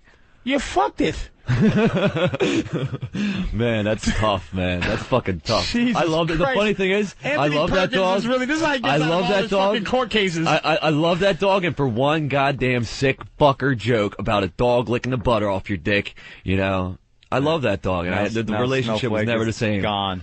What was the thing that triggered it? Because things triggered. This is what I think it's happened into some. Yeah. Like something triggered this. It's in there. Yeah. But something made it happen. Was it the fact that your dog died that made you kind of lose it a little? Guilty? I was guilty. Not guilty. I'm not talking about guilt. I'm guilt. talking about the schizophrenia. When Like the dog died in the like cold air. what happened for you to be to trigger the problem, to trigger the other people, to trigger the Mr. Jerkoff, trigger the rapper. Yeah, and good question. Yeah, what triggers that? Huh. Yeah. What happened? Mom still alive? Will to succeed. Yeah, where are your parents? They're flying in from Vegas. I probably gotta go pick them up from the airport. What? You got a driver's license? Yeah. How does that happen? Oh my God! Don't cut this guy off on the highway. No, I'm fine, man. Yeah. No tickets in 5 years. So how you have parents? Cut him off on the highway, and then he stops. No, and he pulls man. out a tub of butter, and he comes walking toward your Fuck you car. in the ass. That was one of our songs we did. I'm sure it was. No. You and Yell out Jay-Z. the window. My ass is tight and my dick is small. Now get out your car and jerk off on the guy next to yours windows. And, we just go off like that. That doesn't rhyme. Just Little freestyle. No, that's to introduce the song. Oh, that's It doesn't the rhyme. engine. It's- Oh, like the that's not the rap. instructions. It's like That's like the word balls up, to the wall everybody's like the instructions on what to beginning, do, and then jerk off on the guy's everybody window. excited. What about airplanes? You're kind of afraid of airplanes? No, I flew to crashing Hawaii. into- I but flew to Hawaii. No, that was just Dan says that, man. Dan says I didn't that. come up here last time because You should fuck no. Dan in the ass. Fuck yeah. Fuck yeah. Fuck yeah.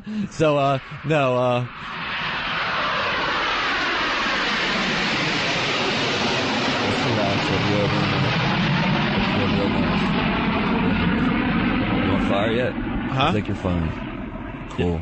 You all right? I'm fine. Yeah, we're just over an airport. Don't Excellent, worry about it. Yeah, no big deal. So this is the flight. What pattern. we have is this is the flight pattern for JFK right over. No, it wasn't. Building. It was just the traffic. I was in a traffic jam, nasty traffic jam last time I was in New York City, so I didn't want to come up for last week, but I came up today and no traffic at all. No traffic at all. We came up early. We got on the road and we got into New York City. We left at 3:30. We left at 3:30 and we got in at 5. Okay. Yeah. I think you just cured me. Huh? I don't think I'm a paranoid schizophrenic anymore. No, I don't. At least you think so knocked either. out the paranoid part. Yeah, I don't think so either. Cool. All right, why don't we listen to the next song here? It's called "My Jizz Is On It." Okay. It's about jerking off at a party. Very normal. Well, you know, there's a room full of people. This is just like Freebird. Your respected colleagues in high school. Right. Of course. Is it coming up? Huge, motherfucker. S to the Izzo, K to the Izzy. My name is Joe Mac, don't bother me, I'm busy cleaning up the house and writing rhymes. My old girlfriend let me fuck her behind. Then she dumped me, left me in the dust. I then jerked off on my brother's toothbrush. He scrubbed his teeth, he scrubbed them good. He didn't know my jizz was on it. Who be the nigga? Joe be the nigga. I be the nigga. Come on and get quicker. Who be the nigga? Joe be the nigga. I be the nigga. Come on and get quicker. I'm not black, but I wish I was. I fuck some butts till I see some blood. Yeah, nigga. Wow. Yeah, motherfuckers. Yeah. Yeah, bitch. Jerk off on this motherfucker's toothbrush. What you niggas want? All you fucking hoes out there who think there's no cum on your toothbrush? Well, think again. Toothpaste ain't that warm, motherfuckers. I listen. Yeah, boy. I'ma dust off this motherfucker. What, nigga? That ain't bird shit on your window, motherfucker. No, it's jizz. Birds ain't inside the house. That is jizz. That is 100% Joey Mac jizz. Yeah. Hey, did you really try to poke out your own eyes? Oh, with yeah. the compass? The therapist called? Yeah. What happened? Nah, man, I did. Why? What happened? I was working a season of the Haunted Woods, Jersey Devils Haunted Woods, and got really distressed. I couldn't see straight. I just wanted to lose my vision, man. I seen enough demons and scary fucking movies back in those woods, man. So how about closing your eyes and duct tape on them? Really? It was cool, man. So Oh, yeah, just fair close enough. your eyes. Gouge next your time. eyes out. been a Just pleasure. close your eyes next time. Gouge them out. Oh man. And finally, what did you do to your brother? Who, Johnny? Yeah. Johnny's Is Johnny in out the here? studio. I'm not allowed to talk about that anymore. Yeah, because you can. Is that no, true? that's his therapy. That's his form of therapy. Is that- he is it- found from a doctor. I'm not allowed to talk about it anymore. Is it true though? Oh no. Bring in your brother Johnny. What happened? We'd love to hear it. This is the showstopper right here. All right. Bring in Johnny. Johnny Mac. We'll settle this. We'll see if it's real or not. All right. Yeah, we're gonna settle this right now. Okay. Something he's not allowed to talk about anymore. Does he need a mic? Would you like to He's sit down? going. What's up? What's big? Wait, a big how old version are you? of Ben want? Big Ben. How old am I? Yeah. 24. And you're normal compared to your brother? Yeah, I think so. Yeah. Okay. Yeah. He's been schizo for how many years? Whole life? Well, he was always kind of a crazy kid. A crazy. And then he started doing a lot of drugs. Yeah, the drugs will help out. That just kind of just brought it out in him. Yeah. Now, you got parents? Yeah. Yeah. And what are they doing? Helping him out at all, or just kind of leave him out on his own there? No. We live together at the same house with my Oh, you do? parents. Yeah. Oh, okay. Yeah. That's a good deal. Now, what did he do to you? He thinks that he molested me. I deny it. Uh-huh. I'm not really going to own up to that, but there was this one time where, it might have been the early 80s. My dad asked us to shower together. Early 80s, your dad asked you to shower I thought together. the water was too hot, and that's why I hit my head on the tile. I don't remember any That's when I tile cranked or up the hot flux water. capacitor, kind of like Doc. The No, I flux- really don't know. We had what to the hell travel happened. time to get Joey's dick out of his ass. You don't know what happened, but apparently... Well, you know how that goes. You black out when a Like traumatic you're experience. babysitting the younger ones, and you're like, yeah, I want to walk on down the hall. Yeah, I want to play a little sex game. You know what? I'm even going to bring the devil into this. We'll see what happens, man. Booyah! Ow! Fuck! So you were showering. That didn't feel so good, man. That did not feel good at all. The longest night, sin against God. Thank you. Holy Wow. That's the same. He fucked this big brute of a brother. His brother's like 10 times bigger than him, and he comes in there with this transvestite my chest. ass on a regular basis, man. He just pounds on me, Walking man. in here like Harvey Here, let me teach you Feinstein. some karate, little boy. I'm not a little boy anymore. You want to teach me some karate? I want to use a martial arts and slam your head into our tile floor, Joey. So And that's the way it's going to so be. you slam his You're not head allowed to into the talk wall. that way. See, we get in Joey's fights not all the allowed to time talk over this that shit. way. 'Cause I'm not too cool when, you know, I bring girls home or something and he fucking weird. It shit out. happens. It absolutely happens. He talks to my younger It friends. Like, absolutely my does. friends are my age. He hangs out with my friends because... Wait, you're trying to just Yeah. get laid, bringing chicks back to the house, and he's He cock brings blocking out, you? he'll play that music, you know, where he's Yeah, talking he about thinks raping I'm a my little ass. crazy. And, Jizzing and raping your ass, and you're fucking his dog, and you know what? That's the funny thing. I got blamed for fucking the dog on the school bus one day by my neighbor who lived behind me. And he's glad Years I later, it all clarified that came with together him. when he Yeah. came out and Yeah. said that he was the one. I was fucking hiding What, the whole neighborhood knew that the dog No, one was... guy. I One was guy. trying was to talking And how did the about guy it. know? professionally hide all He this lived in the stuff away backyard of from Jason, my our reputation. backyard, and the dog was an outside dog. I I had was no trying idea to this went on. He was professionally blaming hide me. all He's this like, "You away raped from your my dog, you reputation." sick bastard." It's Yeah. like, what are you talking about? Right. 10 years later, he's making these songs, and it all kind of comes together. all 10 years later, sang together and made some sense. Now, so you slam his head against the tile, and then... He slams my head against the tile, yeah. No, you slammed his head against the tile, and then you fucked him in the ass in the shower? No. Yeah, what happened, Joey? No. Let's get it out in the I open. don't know why he says this stuff, man. His He's vision, not. He's not. He says his interpretation of He what doesn't happened think is not anything mine. happened, but... Motherfucker said interpretation. I don't even know. Joey, His rendition of the rape was this. Joey, in all fairness, your brother doesn't think it happened. You're saying it happened. That's why I told you my therapist doesn't want me to bring it up anymore. His therapist told him not to bring it up. Everyone has therapists in this room. He's crazy too. You didn't notice the brother's not well? No, I think he's all right. He's maybe not paranoid schizophrenic, but he's not. That it's the look, dude. It's the eyes, man. Well, he's just trying to get a bad memory out of his fucking head. That's all. Why do you think these two still It live might take together? a few years. Who fucking lives with a paranoid schizophrenic?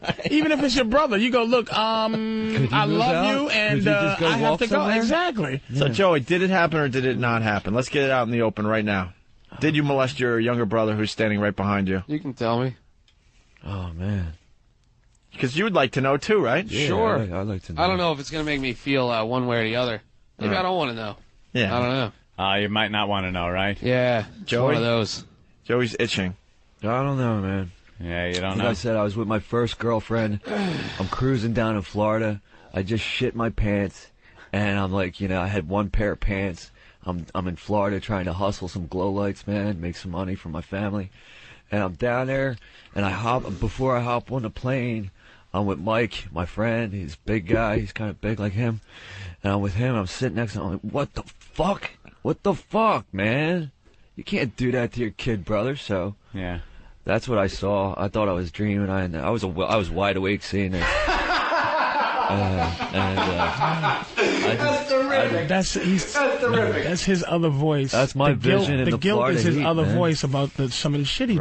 Right. So he had to deal with the guilt. This motherfucker had to create another person to say, dude, you fucked a dog, and he's like, "Oh my God, I did." I and know. he has a I'm guilt. sorry. That's his schizophrenia. guilt complex, Is his guilty? That's It's his the guy fucking sitting on his personality. shoulder. He's guilty about raping his brother. He's guilty about fucking a dog. He's just horny. You're not Yeah, crazy. You're just Yeah, you're horny. just really I'm a horny. You're a sexual fucking man. sex fiend. I'm a Who's done sexual some man. fucked up shit. So do you think he molested his brother? Absolutely. That's what. But that's what drove him. That's what drove him over the fucking edge. And his brother forgave him. I needed drugs and he for that. didn't. He won't forgive himself. I didn't know that he forgave me. So I'd be doing drugs trying You to get forgave out him. of Tell this him you universe. forgave him, man.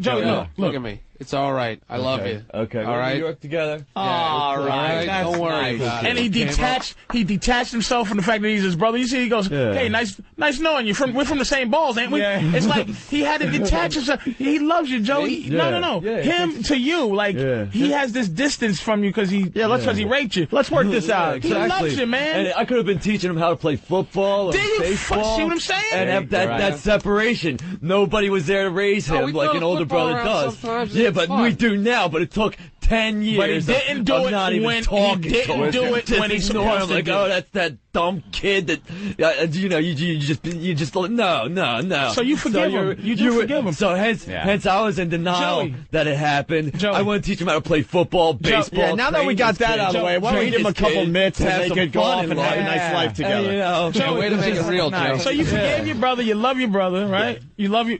What's his name? JC. What's your name? I'm John. John. You love your brother, right? Yes. You forgive him. Joey, you're not gonna molest your younger brother anymore, right? No, hell no. Well, you ain't molesting that big motherfucker. Wouldn't do it, man. Joey, why are you obsessing about Hey, this? Joey, shit? was he? But the music is fucking was hilarious. he tight? That's what you got to plug. Dude, man, let's put it this way. I felt awful. Like just put it in. What the fuck? That ain't pussy. Yeah. That ain't a pussy. That at ain't all. a pussy. I should have waited till That's she came your brother's over. ass. Yeah. Right. That's not good. Hey, Well, you want I'm some glad scissors? you settled it. Motherfucker, Don't give him scissors, you asshole. Scissors? So, before, We came to that a long time ago, if it ever was. Don't fucking give him no fucking scissors. Master Poe is right there waiting to... Joey, here, you can have the scissors. We trust you. okay. Just a test. Just a test, man. Wow. You're a fucking... I can see the shower curtains pulling good. apart now. Yeah. Give him a wig and a fucking woman's dress. There's always this an effeminate guy serving liquor. Mother blood. It's like, Joe. She's a whore, Norman. A whore, Norman. Is there a bitch somewhere in Jersey with a newspaper, some money, and in the trunk of a fucking car? No, we're all right. You guys, let's just play, see what happens. Here That's you why go, we Joey. see it There you go. Seriously, I trust you enough that you could have a pair of scissors. Trust me. Yes, there you go. All right. He's not going to do anything with it. He won't do anything. All right, I want to do a little. Let's do the patient. Yeah, I'm gonna. No, I'm gonna do a little trust thing with Joey. Patient therapist trust. All right, give him the scissors. A little trust thing with Joey. Trust thing. Why don't you do the falling backwards thing first? Here we go. All right, here's a little Joey's trust. fine. There he goes. He's got scissors in his hand. How's it feel? Children in classrooms hold them this way so they don't poke their eyes out. Do people tell you not to have sharp objects around or anything, or is that something you're fine with? I've come through. I'm full blown through therapy, dude. Yeah. You can trust me with a lot of things now. Even See? driving a car to deliver pizzas to house. Patrice, to get house, back to your man. mic. It's okay. It's okay. Wash dishes. Just a little trust Dude, thing. I worked with. You know how many knives I want him to trust us. You know how many knives I worked at the restaurant I worked with? Really? I don't hurt Dishwasher. anyone. Here you go. Here's a switchblade. I hear you. There you go. All right. Couple of scissors.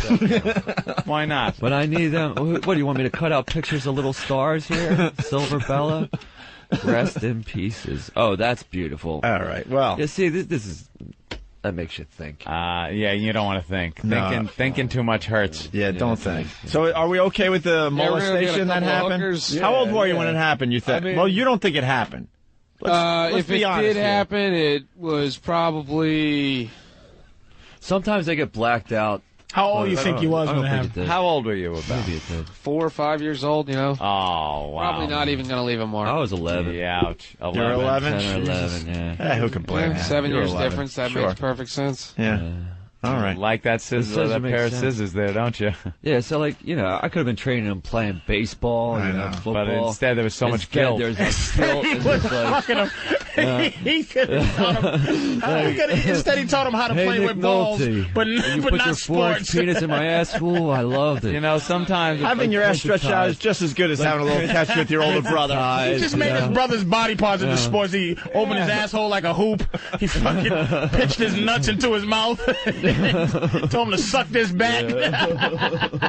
Yeah, well. Yeah, you retard. How long did the whole episode last? How long did the whole episode last? And did you finish? Probably all night for me because I felt awful. I didn't think I should have done something like that. Yeah, maybe you shouldn't have. Yeah, poor child. You poor kid, man. Did There's anyone? child abuse cases? It certainly is. Yeah. Where do you think that came from? You just. Yeah.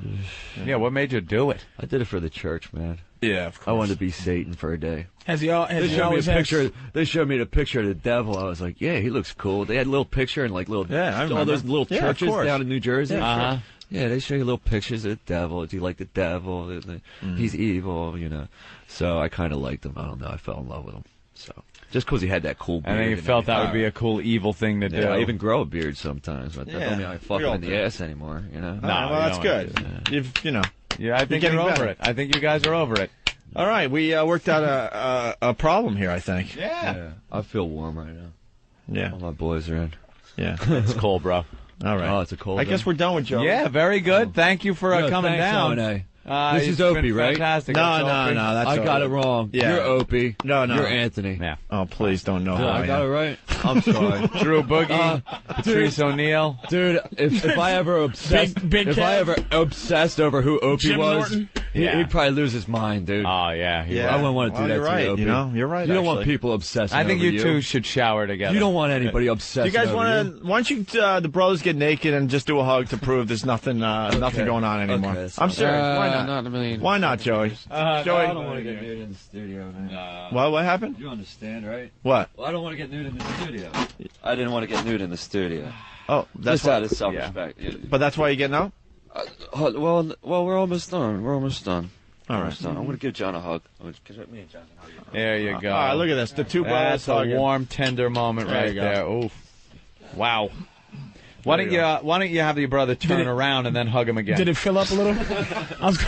Yeah, why don't you have your brother try to touch his toes and you stand behind him and see if you're really him a hug. cured. If you're really cured. Funny of those old feelings come back. Right. Come on, man. It's based on trust. I didn't do anything with the scissors. I I'm see. not doing them over See, again. Joey, I You're a knew. good guy. See, Patient- I'm smart patient that way. I trust. knew. Patient trust. Joey, thank you, man. Thank you. Joey, you rock. Thanks for dropping in. Thanks for having fun. It's American Mess on the Opie and Anthony program. Joey's brother, thank you Joey so Mac. much. Joey's All right, brother, you thanks, all right? guys. Yeah, I'm cool. Yeah? Yeah. No, I listen to you guys No, every day man. when I'm pretty fucking far from okay. fucking Washington Township privileges are over. Yeah, what do you do for a living?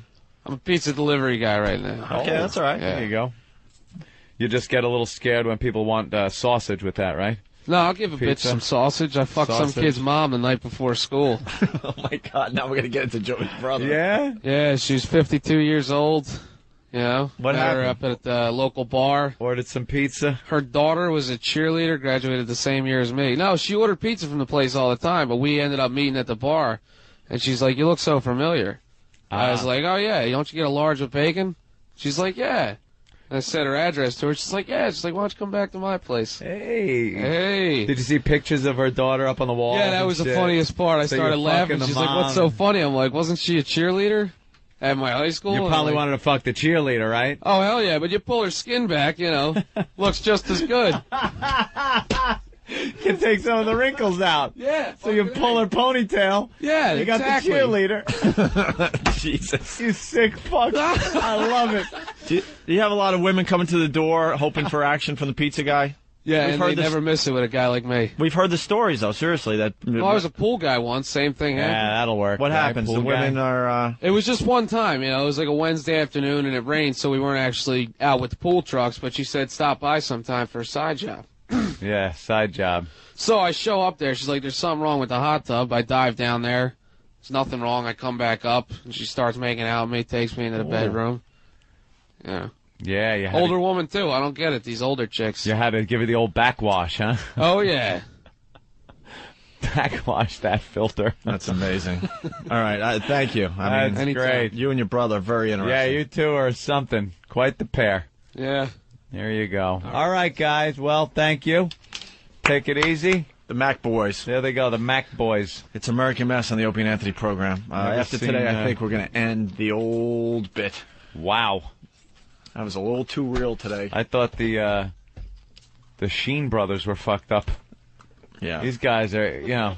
When I handed over those scissors, Poe, the look Poe lost his mind. The look Poe gave me, first of all, and then the concentration on the scissors. Poe was burning his eyes into the scissors and looking at everything else he could use as a weapon against those scissors. Like, I saw him looking at the stapler, knowing that that would defend against the scissors, and then the tape dispenser, which has the sharp edge that cuts the tape. He's looking at that as some kind of blade, and somehow he was going to defend us all with 2 oranges in front of Iraq. And I had total faith in Of course. All right. Poe. All right, we're going to take a break, and hopefully we'll do something very, very different. Wow. Yeah, to say the least. This American Mess thing is a very interesting bit, but it takes a lot out of the host. Yeah. Because you see how real it really is as you're talking to these guys. I'm glad Bill Burr isn't here today, because I would not want to walk down the sidewalk today with Bill giving me his whole speech about how horrible it is and bad and making me feel bad about what I do for a job. That's what Bill does. When we have guests that are a little off, and we ask them certain questions that we might not ask them. Yeah. Make them do certain things they might not want to do. I walked down the sidewalk after the show to the corner with Bill Burr, and Bill just talked about, God, I was into it at first, and then I started feeling so bad. Oh, my God. And then I get in my car going, and I hear Bill's voice in my head going, I feel bad. And then I'm going, what do we do for a living, really? Yeah. Oh, my God, I'm making my money off other people's sorrows, and this is terrible. And I don't need Bill Burr's voice in my head. If Bill Burr was here today for that, he'd go home and shower with Brillo pads. Brillo, fetal position on the floor of his shower, try to get rid of the dirtiness. Rob in Long Island, what's up? Mr. Nice Guy. Yeah, I got a comment what went on during the break. Anthony's Paltalk triage is one of the funniest things I've seen in a very long time. Oh, you were watching that? Of course I was. People don't understand the power I wield in Paltalk. I use it wisely, and I use it, I'm very nice about it. I am Anthony the Merciful most of the time. I don't ban a lot of people. As we know, the live Paltalk room has hundreds and hundreds of people in it every day. They growing every day, too. They listen to the show. They watch the show. They watch what we do during commercial breaks. They listen to what we're talking about when the mics aren't live for XM. They get the exclusive. Yes. I'm sorry. Two people IM you, you pardon them, and then you just pick people at random to start banning out of the room. Yes, there is a rule on the Paltalk. Don't IM me. I'm trying to read what's being posted on the chat board because it's like the new instant feedback. I can read some lines are funny. I like to convey them to the audience. I'm looking at pictures of what's going on. Someone's saying, check out this guy's camera, this girl's camera. And I'm trying to look. And the second I look over, bing, there's this huge IM blocking my view. Now I got to take time out to get my mouse and click on it and close it. And then they IM again. So now I got to go into the administrative tab on help and block him from IMing. Pain in the ass. So I bounce people. That is when they are thrown from the fucking room. Right. Now, sometimes it's an innocent enough mistake. A lot of people are brand new to the room. They will say, hi, Anthony. And I'll be like, please don't IM me. Boink, gone. And then I'll leave them alone. That is considered, I pardon you. I pardon you. I give them a pardon. Yes, How do I join you have spared my Paltalk Live. You go to paltalk.com. You me, Anthony, and you let me go that one day. So real easy. And I can just see everybody on the thing I want to see. You can watch the show through Paltalk. So now during that commercial break, I got a little angry because I kept getting IM'd by people. So I was blocking them from IMing me, but not banning them. And then people are saying you should ban them and almost calling me a pussy. So I had to wield a little power. I had to show. So I just picked a random person. Who was minding their own business. I don't know what they were doing. A random name and banned him. Just to show the power that he has. Sometimes in the camp, you have to pick out a person and put a bullet into the back of their head just to show the rest of the camp you mean business. Unbelievable. So that guy had to take one for the team. Now, how much it cost? That I believe it's something like $60 a year. So it's a year. And I got to go get a camera and you don't need a camera. The mics are built into the cameras these days. You don't need a camera though. You can check out other people's video. $60 a year, and I could just talk to some of these animals. Let me tell you, the O&A rooms are huge. There are hundreds of people that go in there, but there are plenty of other rooms. There are adult content. As a matter of fact, we did this yesterday. They got some swinging rooms and stuff? Let me show Patrice maybe a little. Yeah. Yesterday, explain, Patrice, what we saw yesterday. Opie. Bisexual woman rooms? Well, Anthony just, there's a whole bunch of, dirty rooms, and Anthony just said, I'll just pick this one at random. And he truly picked it at random and then picked on a cam at random. At random. And what we got to see was, we don't know if it was a guy's foot. It was a gentleman. We don't know if it was a guy's foot or a lady's foot. Yeah. Gentleman was bent over. Lady or a gentleman, it could have been a lady, I think, had her foot. Her entire foot. Up his asshole. Her entire foot. She pulled it out, and his asshole... It was so far up, we couldn't figure out if it was a fist... Foot or a hand. Or a hand until she pulled it out. And like, then oh my God, it's a foot. When she pulled it out, his ass started moving like a horse does after it takes a dump, and it looked like pizza. More like a volcano that was about to erupt. It was like a volcano, yeah. So let me go to adult. Could you go to bisexual, please? Oh, bisexual female? Of course. Jesus, Pumpkin. This is. Why do I get into this stuff 16 years later? I got a MySpace account now. I'm happy about it now. Yeah, motherfucker, MySpace. Let's take a random look. I'll go to adult. Now you go to playground. which is right there. And here's the list. There are 351 people in Orgasms R Us, multicam and oral. Let Patrice pick it. Porn, perverts, pervettes, flicks, and cams. Pervettes? Pervettes. Well, but guys are there, too. I don't want any balls. Lot of jacking you got to sort through. Yeah. Something will say hot chicks. You'll go on it, and there'll be 90 Arab guys jerking off on with the camera zoomed into their lap. A guy named Chick. All right, let's go to anal sex and porn. Oh, boy. All right. Can we get bisexuals? I want to see if we can. Let's pop a few cameras up. You may have up. done this for me. Now, see, here's a black gentleman jacking vigorously. Here's an old lady. Let's see what Nasty Boy now, wait, is doing. On the left, let me ask you. There's some fucking going on there. This is got to be porno that's being piped in right here. How about the one on the bottom? That looks like fucking going on. That's just cam fucking going on. So this here guy is jizzing all over his hand right now. Can I not fucking watch that cocksucker? I thought you wanted to see one of your brethren. I don't want to see this guy. Want to see a homeboy jerking off? He just came all over his helmet looks like a knitted baseball cap. This nigga's helmet is bigger than his dick. All right, well, we'll get off of that. Let's go to something good then. Bisexuals, come on, Anthony. Bisexuals. All right, let me find some bisex orgy. Women, though. All right, we'll pop in a bisex orgy. Oh, Thunder Eagle. That's not looking good for a name. Let's pop some cams up here. Oh, look at this. It's just guys jerking off together. Dudes. You know, what's wrong and if let me a ask few you a question. guys... Do I go into, and once you're in there, you're like, hi, everyone. I'm here, too? Well, you could. How do you talk to a motherfucker that you want to talk to? You can IM them. You can, if you find a girl that's into it, maybe you could say you want to go private. That's what they do, and to get a private room together, and then it's just you and a girl, and you can jerk off together. I think me and my girlfriend are going to be doing Paltalk tonight. Can I be on it as soon as today? As long as you there. Look, Patrice, there's a camera for you. Fucking A. Now you hook it up. Fucking A. And it has after that first hour and a half you gave us. There you go. It's on the a microphone is in there. And microphone is built right in. Fucking thank you very much. Fucking thank you very much, Opie and the XM Radio. Is there a possibility that the Opie and Anthony listeners will be seeing Patrice O'Neal naked tonight? You will be seeing my girlfriend if you would like to see her tonight. She wanted to go out. We are pal talking in this motherfucker tonight. I'm gonna figure this shit out. Thank you, man. God damn, baby. There you go. No bullshit there. That's it. Now you are hooked up. I was trying to figure out the whole thing, baby. That's what it is. O&A. I'm on there. I'm gonna be yours, bro. So, like, what you're doing now? We don't have to pay these guys. We just got to throw a webcam at them. Just throw a webcam. He threw him like a biscuit. Oh, I know. You are gonna love it. Thank you. You go to paltalk.com. We're the crack man. There's your taste. Go to paltalk.com. Sign up, and I'm not making any promises, but we know the Paltalk people very well. I wouldn't be surprised if you get a free account to the whole thing. You won't even have to pay. How do you do that?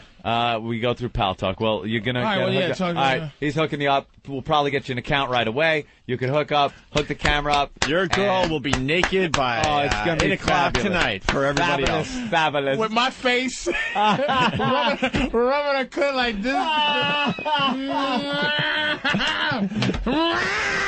Yeah. And how do I click, dude? What you do every day? Click up these chicks. That's it. You just gotta work your way around the website. The chat room we're in right now. All you got to do is click on the camera icon, and then let's see. Let's go to T Tucker 10. Right there, and there he is, right It's there. just some black dude chilling. That's just some black dude chilling out watching the show. Let's go to Steve right here. Pat from Munaki is on. And it's a picture of his dog sleeping. and you just click it on, and you know who has a camera on and everything. That's it. You know now you know who has a camera. Let's do this also. I'll give you another example. Right now, I have the mic keyed so they could hear everything we're saying. I'm going to unkey the mic, and then I'm going to turn up the volume here and listen to what people say. Whoever wants to talk, go ahead. Let me admin, so give all mics. There we go. Now,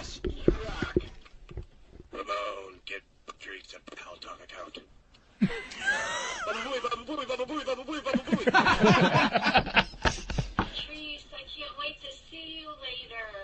Oh, shit. This is creepy. And my girl. This is gonna... fucking killing me this morning. Absolutely hysterical. Fuck me. This is great. This is no bullshit, man. No bullshit. How are they smart enough to take turns talking? I thought everyone would talk at the same time. Patrice for third mic. Patrice for third mic. It's one at a time talking. They love it. Yeah, it's taking over the show, the Paltalk thing. Fuck me, I'm on there tonight. There you Good go. looking out, dude. All right. Looking out. There you go. There they go. That's How many people are in the room today? How many people? On any given day, let's get a count. The number's getting up to like 500 that are just checking out the show. Now look at my power. Remove all mics. And I am the only one who will speak. There we go. Remove all mics. That's cool. How many people on there today? Why am I not into that to just now? How many people I feel we got? fucking stupid. Oh, don't worry. Nobody. Usually takes a few. 557 people. Anywhere between 500 and 550 today. Yeah. In and out of the room. In and out of the room, like it's at nothing. any given time. And we could get up to what now? We had 1,300 people in there. We had 1,500 people during the mousetrap bit going on. 1,500 people just checking in, looking in with their own cameras. And at night, it really just gets sick. The Opie and Anthony rooms don't stop after the show's over. There's 250, 300, 500 people in rooms of people maniacs. just talking, showing tits, having fun. Dugout Doug does a Friday night karaoke over the thing that's just hysterical. It's taken on a life of its own, as Opie likes to say. It's a whole experience. It's like a lifestyle now, this show. Do you do it? You got one? No, I don't do the thing. I'm into real action. I get on there at home. Aren't we all? I like Jesus Christ. What Soon makes to be bored? You better go get you a fucking camera. Dude, what makes a better friend than someone the size of a postage stamp that you can just shut off at any minute? I don't want to. If I'm done talking to someone, boom, I close them down. A lot of motherfuckers trying to have superficial conversations with Anthony. Yeah. Hey, dude. Hey, today, I was Bounce. like, Bounce. I'm not interested in dude, you. I love your hats, man. It's like, Boink, gone, don't have to talk to you. I know that trick. You're a postage stamp friend. Hey, moving on to other things. Sasha crashed during the Olympics. Oh. The figure skater. And you know what? We don't really care, but she crashed and she got the silver medal. Some Asian skater got the gold. Japanese. And my cousin Emily Hughes came in 7th, which is great considering she wasn't even going to be in the Olympics wasn't even this gonna be. time around. Did you call her yet? Yeah, she's right there on the cover of Newsday. Look how 7th cute. heaven, it says. Emily Hughes. She's adorable. Her sister won gold 4 years ago, my cousin Sarah. Whose kids are they? Your uncle's kids? Yeah. That's Really? very nice. Let me see. She did well. She came in 7th. These skaters got great asses, Sure don't do. they? Fucking hot, dude. Well, I guess. It's my cousin, dude. Olympic. Fucking cousin. Yeah, we got Enough some talent. fucked up. We got some talent. Give it a sniff. I don't care. It's my cousin. Newsday ain't no scratch and sniff yet. Oh, man, I'm sniffing his cousin's booty right now. But here's the deal. Listen to this. So Sasha falls, right? Mm-hmm. And it says Crasha on the sports page of the New York Post. Yeah. And the New York Post has a little class. They show her on the ice after she fell. Sasha settles for silver after spill, okay? And you don't really see her crotch in that picture as she's falling, right? Yeah. Oh, Yep. yeah. Daily News decided to go with this picture. Of a tampon. Exactly. It's a fucking. How the fuck did they get away with She this? has a pad sticking out of that little. This chick lost the gold because she was cramping up. Yeah, she's got some water retention. She fucking lost because she had a cramp. She was bloated. That bitch just took some Motrin. This fucking bitch, she spent 4 years, going for the gold, and she happens to get her period the same time the Olympics are happening, and I'm convinced that affected her. She fell down, she won the silver, but more importantly, the Daily News on the sports page, Crasha. Yeah. They show her legs wide open as she's falling down. Clear as day, you're seeing some white sticking out of her Somebody little... didn't pay. That was a rush job. No one paid attention to the fact she has a fucking tampon. She is skating on the not wings of a a tampon, a pad. There's a Maxi pad, pad. right? There's a pad. Is that a sticking pad out. or That's not? A pad. Yes, It's it's a a pad. fucking pad. Those are the wings. That is a pad sticking out. Oh! Those are the wings that are Front sticking page out. of the sports section And that's today probably here her, in New what York. is she, like 14? That's probably her first one. Front page. Oh, that is just fucking amazing. She's fucking... It looks like she had to borrow it from the coach. She was like, has to use the big pads. Well, use tampon, you, now. Put on the pad. Put on... Someone knew what they were doing, by the way, when they decided on that picture. Come on. Yep, that was done on purpose. They always get crotch shots. You didn't have to of these study girls. that picture to see right away what's going on down there. That's bad. And it's just one of those things that, you know, you have your one thing, two things that you just go, wow, it skeeves me out. Yeah. This is as pretty as she is, that's just disgusting to me. That is you so don't like nasty. the pads sticking out just like fucking that? Vietnam down there always fucks me up. Vietnam. I just can't take that murder scene down there. You think that's a light day? That looks like a light day oval. Oh, man, doesn't look like a heavy day. Sticking out. If it's a pad, it's a heavy day. And the way her legs are, it looks all tampon-y. It just looks all... Yeah, they're all askew. Her legs is all fucking weird. The hell is that? She looks like she stinks. She looks like she's miserable. She looks like she stinks. That little sexy thing looks like you just look like you gonna pee you.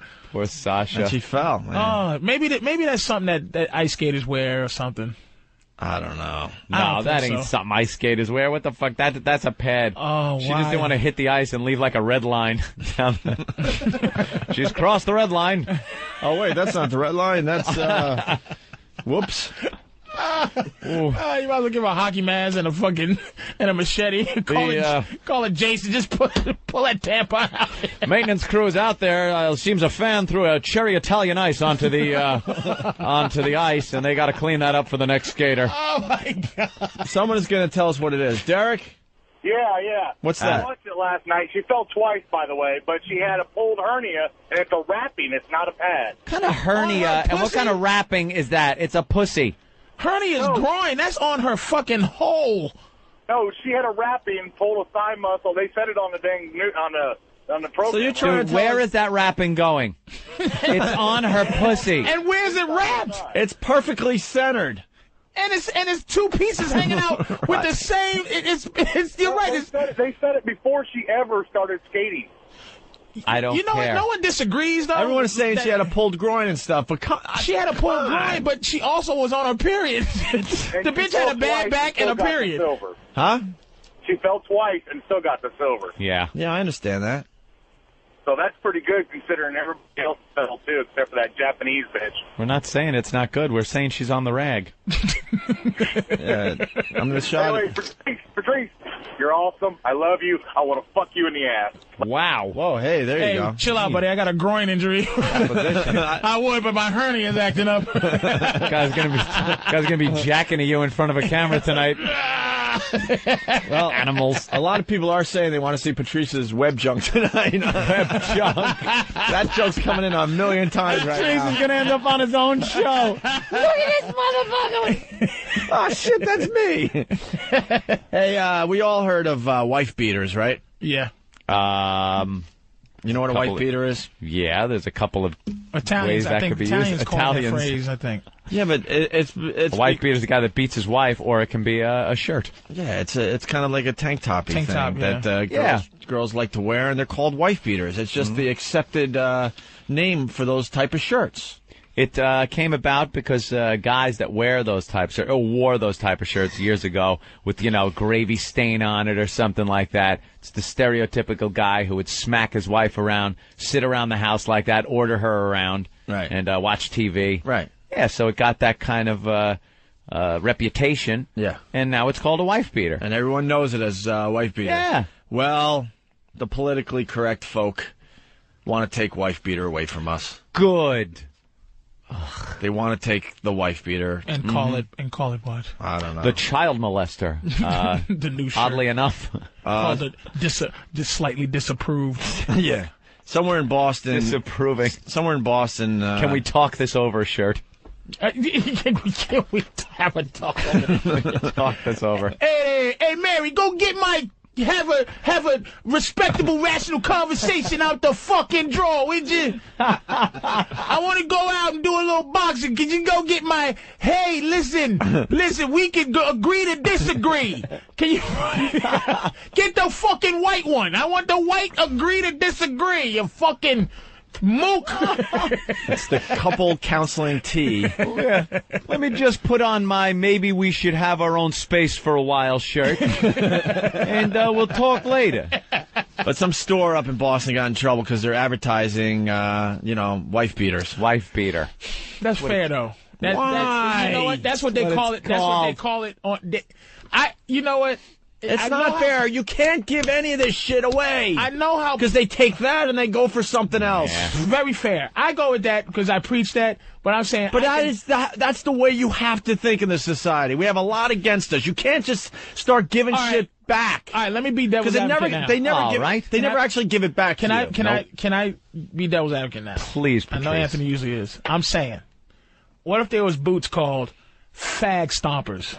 That's what they called it. Fag kickers. Right? Well, they were Doc Martens. We all know they're Doc Martens. You know they're Doc Martens. But it's like, okay, for a store to promote fag kickers, I understand. We call it white beaters. Let's just just call it thing. it, but don't put it up on your signs in the stores. You can't promote, hey, this is a wife beater, but that's what we call it. But even if everybody calls them wife beaters. Everybody calls them wife beaters. The odds that those boots are going to be called that are slim to none. Well, not really. Fucking wife beaters is just I know, and I'm ready to lace mine up, and I ask where they are. Hey.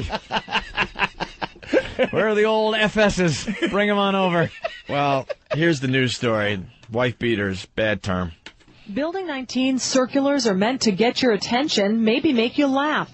But some shoppers weren't laughing this week. When you heard about this, what did you think? I can't say what I thought.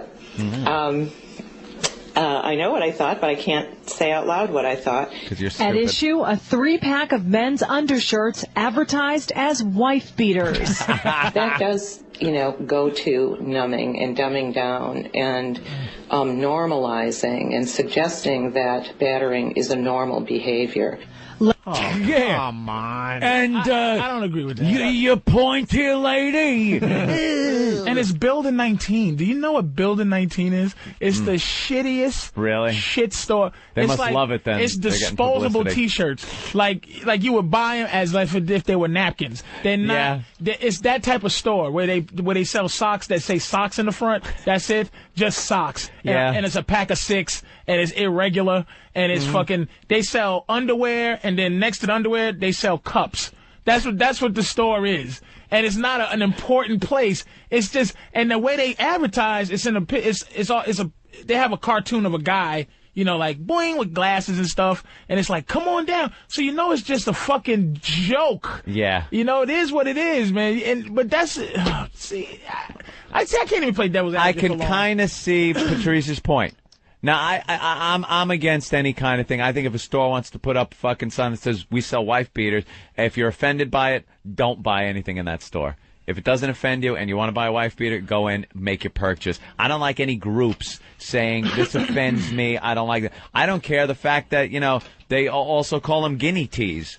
Is that going to annoy me? I, as an Italian American, I'm very offended at the term guinea tea. Would you like to see a fucking, nigger pants or fucking chink shoes or something like that? It upsets me. I could give a shit what they call the fucking things. So I would walk in and buy it. If there's an Italian group, which there are plenty of, they don't like the Sopranos, they don't like this, that doesn't want to buy it, don't. But don't make people stop doing things. Come on down to Building 19. We got nigger pants. We got the nigger pants. And chink glasses. They widen your eyes. If your eyes are slitty like those Big gooks. Mr. Magoo fucking. Come on down and get your nigger pants.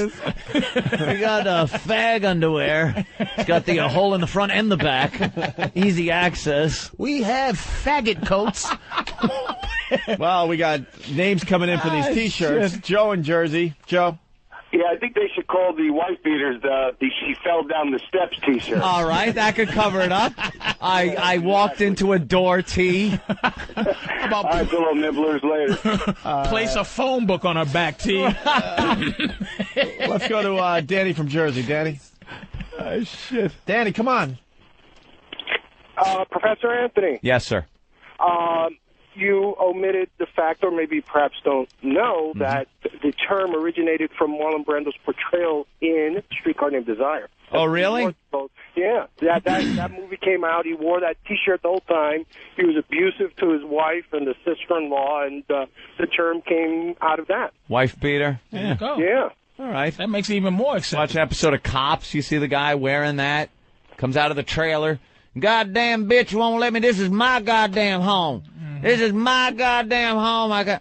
He's got the guinea tee on, and he's beating his wife. She's got the big black eye, telling him, I'm sorry, baby. Because they don't understand when you call the cops and the wife's got a black eye, someone's getting arrested. They think the cops are just going to come and sort their shit out and leave. And it's something about women, and I think a lot of times, like, when people argue about racism and all that bullshit, it's just like, are you trying to take, does taking away the fact that you can say wife beater take away the fact that a motherfucker who don't beat his wife would more likely whoop her ass now that he wore the wife beater, right? And someone who doesn't make your mind. It's like that's what pisses me off too. That lady was just saying pretty much that. I don't want them. I don't want anything for free. Like if you're racist, I want you to stay racist. Don't be not because motherfuckers is right because you're too pussy to be racist. It's symbolism over substance, they call it.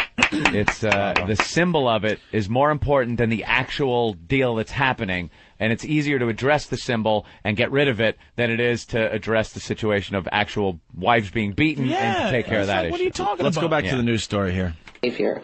Lampooned in the circulars, Building 19's Jerry Ellis took the criticism seriously. They were right. It was awful. And I'm sorry it happened. Emails have come into the discounter's Hingham headquarters where everyone from Ellis to the artist was apologetic. A slang expression, a street expression, but we should have known better not to use it. I'm supposed to read every word, and sometimes it's busy or I'm lazy or whatever, and I don't get it, so it escaped. And we are working on a retraction. Ellis did give us a sneak peek at what that retraction will look like. Guns seem appropriate. Guns is great. That guy is scared. That He is so scared. He was the most apologetic motherfucker I ever heard. I wish once, just once, if I had some kind of wish, 3 wishes. One of them would be to be the head of some huge corporation, maybe the light company, Coca-Cola, PepsiCo, or something. Huge. Just do something like that. Do a thing like, hey, all you faggots, if you're thirsty, drink Diet Faggot drink, and it's just to see if they could really make a dent in my thing. Like if some chick is or somebody, this is bad. Don't say this. Don't say white beaters. And I just don't apologize. If he just pursue goes, it. Shut up, bitch. Yeah. We're gonna put white beaters. You're lucky I don't change it into children kickers. If you open your stupid mouth, and it's like, and see if the company goes broke. Just to see if what really fucking happens. Because for a couple of days, people will probably be like, I'm not buying Coca-Cola products. Fuck that. I'm never again buying. And then like a couple of days, they go, Coca-Cola is so tasty and cold. Sprite, fucking squirt, fucking Hawaiian punch. They got to give up everything. All right, just one. Patrice, this is good. Just to take that thought and run with it. When we did the Sex for Sam thing, right? We had an article recently, and we were talking about it. And we talked about it different. We're like, could you imagine if the company put us back on the air after all that attention we got for the sex thing? Mm-hmm. The protesters would have been all over the building, yes, but eventually they would have went home. And then ratings through the roof. And then the ratings would have been so ridiculous, and they're all about making money. If you do radio for a company, they just want to make money. Right. The ratings Anthony and I would have got, the amount of money they could have charged for an ad, it would have been unbelievable. Just like you said, I'm looking forward to the day that someone has the balls where a jock or somebody fucks up really bad, maybe even on TV, and just says, you know what, fuck it. Yeah, we're going to support this guy all the way to see what really would happen. Because in the corporate minds, they get so paranoid, like their whole company's going to go down because of one thing. I don't think that would happen. And then they play it and they make believe, well, morally it was wrong and blah, blah, and that's why we're firing him. That's not why they're firing us. They're scared shitless that the whole fucking company's going to collapse. They don't give a shit about the moral part of what we did. Why would Coca-Cola, like the people on top of Coca-Cola, give a fuck? Like, just sit in the meeting and they go, well, there's a woman from Sheboygan who didn't like the ad. They thought it was, and they just go, we don't give a fuck. Right. And then announces on TV, listen, there's some people, one person complaining represents about 100,000 people complaining. Right. You know what? We're Coca-Cola, motherfucker. Right. Goodbye. Thank you. Billions worldwide. Fuck So you. fuck I you. would love for once just to see how it would play out instead of like just get rid of the person immediately. Nobody could no interest group could shut down Coca-Cola. You know what? Cigarettes, $1 zillion business. They are required to put on this thing. They can't even put May cars anymore. Yeah. They have to say, in Canada, they We put are dead evil. babies on the fucking Right. thing. We're required to put a dead baby on the fucking pack. You know Our what? product kills I'm you. smoking. Our product They're still smoking. destroys you. Our product kills you. Wait, who's saying that? The people that are putting the product out. You see They're saying the it. truth advertisement, Yeah. and it's like 1 and 2. This guy has low self-esteem, or the sitcom one when it's like, this is really going on behind the scenes. We are, hey, do you know that fucking black people are too stupid to know we're gonna make chicken flavored cigarettes? Here's a memo. That was an actual memo, but it's like cigarettes.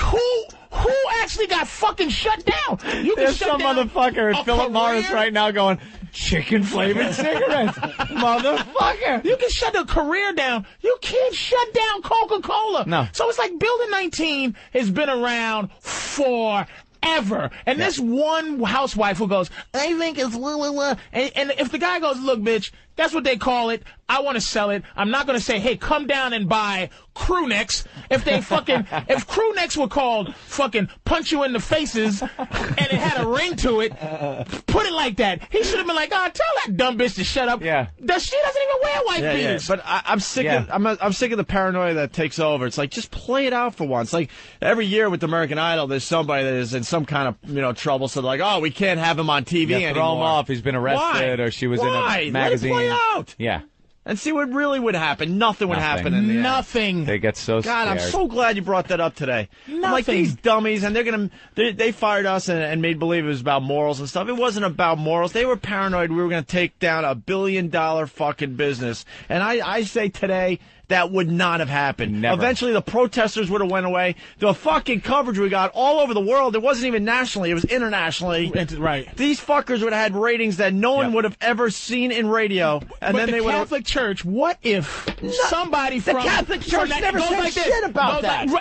That's what they would... I was under the impression that it was the Catholic Church. No. The Catholics... No, were the Catholic against it. Church, meaning St. Pat's itself, never made a statement. It was the Catholic League. The news had a lot of people. They were walking down the street asking a people what special they interest thought group. about it, and the news, after they asked people what they thought about it, the people would go, I am highly offended as a Catholic, and that's what they got.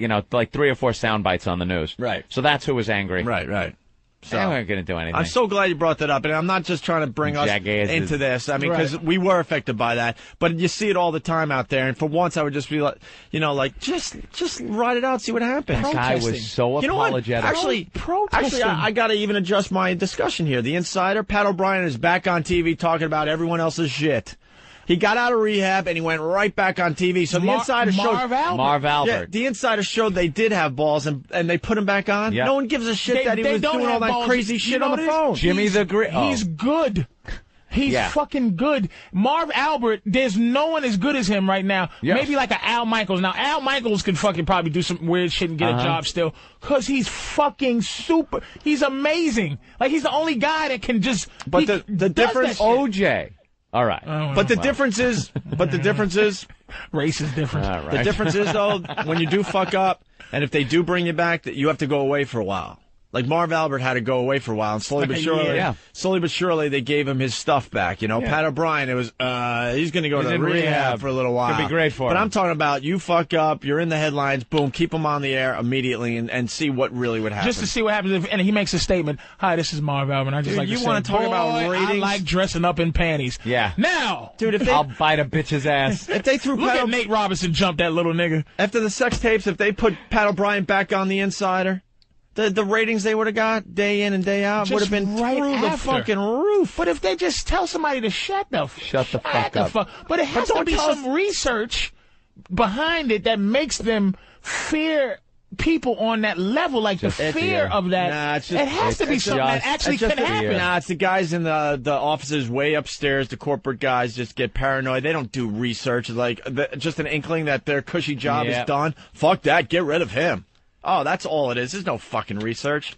And stop with the, morally it was blah, blah, blah. Right. Stop. Yeah. We all know that's bullshit. Yeah, I don't buy that shit. They don't care. They tell the same offensive jokes in the boardrooms. They're throwing around fucking shit. They're beating their wives. By the way, it doesn't matter. There's a guy outside for American Mess, and, he's been sitting out there for like 2 hours. Yeah. There's a reason he's sitting out there for 2 hours. He looks like Scott Peterson, yes. And that's why he came in today. But this is radio. It's not a TV show, and... Yeah.